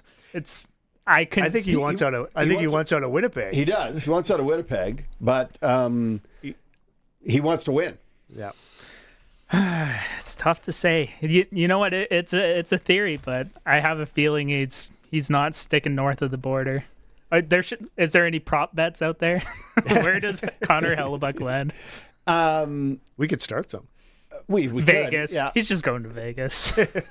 They signed Skinner. Okay, I'm looking here what Winnipeg's done. They've signed Skinner 2 years at 3.75. Mario Ferreira from San Jose, 3 years at 4. Noah Gregor 1 year at 8.5 or 850. They don't have another goaltender. They've got Skinner and Hellebuck, who they're talking to teams about moving. Nobody else? No, that's it. That's they'd have to bring somebody out of the American League. That their other guys signed with another team. So yeah, I'm not gonna lie, that hadn't crossed my mind, but it's a very interesting scenario. When we send them back Erie, and then they got 2 goalies. Yeah, done. All right, who do we got to call? Don't we have Chevy's number? Somebody does that we know. We could call Chevy and see if he make that deal. I don't know if he wants Tristan Jarry back, but yeah. Yeah. Well, boys, what do we got to do? We got to do some work. We got to cover off Rider receiver coach Marquay McDaniel. Yeah, is ready. Dave Thomas had a chance to talk to him about the rotating receiver group they've got, where they're at as they head off to Ottawa for Friday night. And Dave Thomas caught up with receiver coach Marquay McDaniel. Coach, a lot of emphasis has been on the receivers this week with a lot of different faces in and out. That probably has increased your workload a little bit. How has the week gone? Oh, no, not at all. Just even coming to camp, those guys know they're pros, right? They know they got to be ready. So that's a good thing. You got guys that can play multiple spots and know, hey, whenever your number is called, you got to be ready to go into that spot, even if you don't get to practice it. I know as a fan base, it's a little frustrating because you go back 2 years and it just seems like it's always been in a state of, I don't want to say flux, but different personnel coming in and out. You haven't had those top 5 prime guys that you've left camp with wanting. Is it frustrating for you too? I mean, it's part of the game. I mean, it's you would love to play every game with your guys, but, it's part of it. Just luckily, looking at last year and this year, hopefully they're happening early again. Then we get them out the way going down the stretch. But, I mean, it's part of the game, but you do rather get them out the way early. I want to pick your brain and expertise on the players that you get to coach day in and day out. Keyshawn Johnson, the one-on-one ball. How do you coach that? Some of it you really can't coach. Maybe it's more body positioning, putting himself in a good position, but Keyshawn knows how to find the ball, good strong hands. A lot of that tracking the ball down the field, a lot of that stuff is natural. He's definitely natural. Jalen Johnson comes up with an amazing reception last week. I've watched it a couple of times on film, still not sure how he did it. What have you seen on film from the young man who also is digesting the Canadian game? Yeah, same thing, right? You just come to work every day. It's a new game. Understanding the defense is really, playing the position he plays, CFL corners play it a different way, and it kind of looks like, okay, I want to tighten up a little bit to try to get leverage, but he just got to trust it. So he's been trusted it. Would love to see him, get some balls down the field. But, he's been good on those dig intermediate routes, and not surprised he made that catch at all. Trevor Harris, talking about Deshaun Mims, uses the terms, he's quiet, he's intentional, and he works hard. What do you see? Same thing, pro, right? Detail guy, knows a bunch of spots on the offense. I can plug him in anywhere. He'll be fine, as if he's been taking reps there. Did that in camp, moved him around a lot. But those guys are valuable guys that can know the offense, and you can plug them in, because being a sixth guy on the roster, you have to know every spot just in case the injury happens. Sam Emilus did go down with injury, but what makes him so special? Sam does it all. I mean, Sam does a lot people don't see, especially around the box. Tough catches, tough with the ball in his hands. There's really not much Sam can't do. That's what makes him tough. Might not have that elite speed down the field, but I mean, you look at everything else, like Sam can do everything else. If there was a definition of bad luck, Coach, it might be Kean Schaefer-Baker when you look back through his career. Right. Is there any way that we'll understand what the ceiling is for this young athlete? I mean, I don't think so. Because even coming out the draft, I liked him. You could see the skill set, and then when he put on that weight, and then you saw him actually play, I think it was maybe his second year, he had like 900 yards receiving. You could see, for someone that size to move how he does and have that top end speed too, you don't really see that a lot at like 6'3", 6'4". So I mean, it might help us out, because without those injuries, he might be a little pricier. But total package, you don't see that a lot up here, and especially from a Canadian guy. But if he can stay healthy, he can put up some big numbers. Proving it. That's what Daniel Wiebe has had to do throughout his football career. He gets his first touchdown, which must have been a gratification to you. But what do you see in coaching him? Same thing, man. Pro. I saw it last year. Rookie, 8th round pick. Wasn't too big for him. He came out to camp and he put in the work. Same thing, even last year. I was putting him in spots, put him all over the offense. He knew what he was doing. So he puts the time in. You know he can play. It's just, man, if he was 4 or 5 inches taller, he'd be even more special. But just a guy, like I said, whatever you need him to do, he can do. He makes tough catches, even at his size. I mean, he got bigger guys all on his back making tough catches. But even the spot he was in the game, hadn't practiced there since camp. Came right in, knew what he was doing, made some big plays for us. So just a pro. Love to have those guys on your team, and you love to see it work out for him in an actual game. Last one for you as far as the receivers go, and this is the nightmare that I live. Keyshawn Johnson breaking the huddle with Jalen Johnson following him with Johnny Johnson the third right in the slot. Right. Johnny Johnson has taken some meaningful reps this year. What have you seen from him? Same thing. He came in late to camp, so had to move him around a little bit, but I think he's found a good spot there where we like him. And it's just more about the details for him, kind of slowing down a little bit, learning the CFL game, because it's a little different spot than where he played down south. The slot up here is a little different than down south. So, but he's been putting in the work, been looking good, getting reps, and hopefully that shows in the game. But I think he will, because he put in the work. Finally, Coach, point of emphasis this week, a lot of familiarity going on. How do you help your athletes succeed when the opposition has a lot of familiar faces? Really don't think about it, right? We know those guys, but at the same time, their defense is who they are. I mean, to me, if you're more familiar with the guy, you should actually play better against him, because you know what he's good at, you know what he's not good at, you know what his weaknesses are, right? And then just putting in the work, watching the film. For us, it's more so how do they drop, little stuff like that, little details that we hone in on. But I don't think they're worried about who they're playing so much. We know what those guys do, so they should be pretty comfortable. This is the last question, I promise. Coach Majuri said that if a coach had to go in to kick a field goal, he thought it would be you that would be the most successful. Is he bang on in that assessment? To kick a field goal? To kick a field goal. Nah, I mean, I don't know. I don't compare it to the other coaches maybe, but I'm not that good. So I couldn't tell you the last time I kicked a field goal. So I wouldn't put me in there, but I'm not sure. Coach, appreciate your time. No problem, thanks. Sharks, Dan. Hey, thanks, the coach. Markway McDaniel talking about the receiver group. What's going on there? Thanks to Dave Thomas for bringing that up. And Crofty, I want to thank you. You look good. Look at you two munchkins. We're twins. We both wore blue. Both wear the hat. Oh, that's good. That's a good scene. Yeah, if you're not watching on the YouTube feed, you're lucky. What? That's so rude. I like how the hat fits over your headset to boot. It's a nice touch. Exactly. Crofty, thanks for coming in today. Really appreciate it. It was a blast. I thoroughly enjoyed it. Hope I added some entertainment. You did. For those of you listening that had to put up with me for 3 hours, I really appreciate you as well. When we come back after the break, we're going to have the interview with Arash Madani that we had earlier today. Tee that up for you. He'll bring up everything that's going on. This is Sportscage on 620 CKRM. Out here in southern Saskatchewan, the sun shows up for work every day. Might as well make it earn its keep. That's where Keln Solar comes in.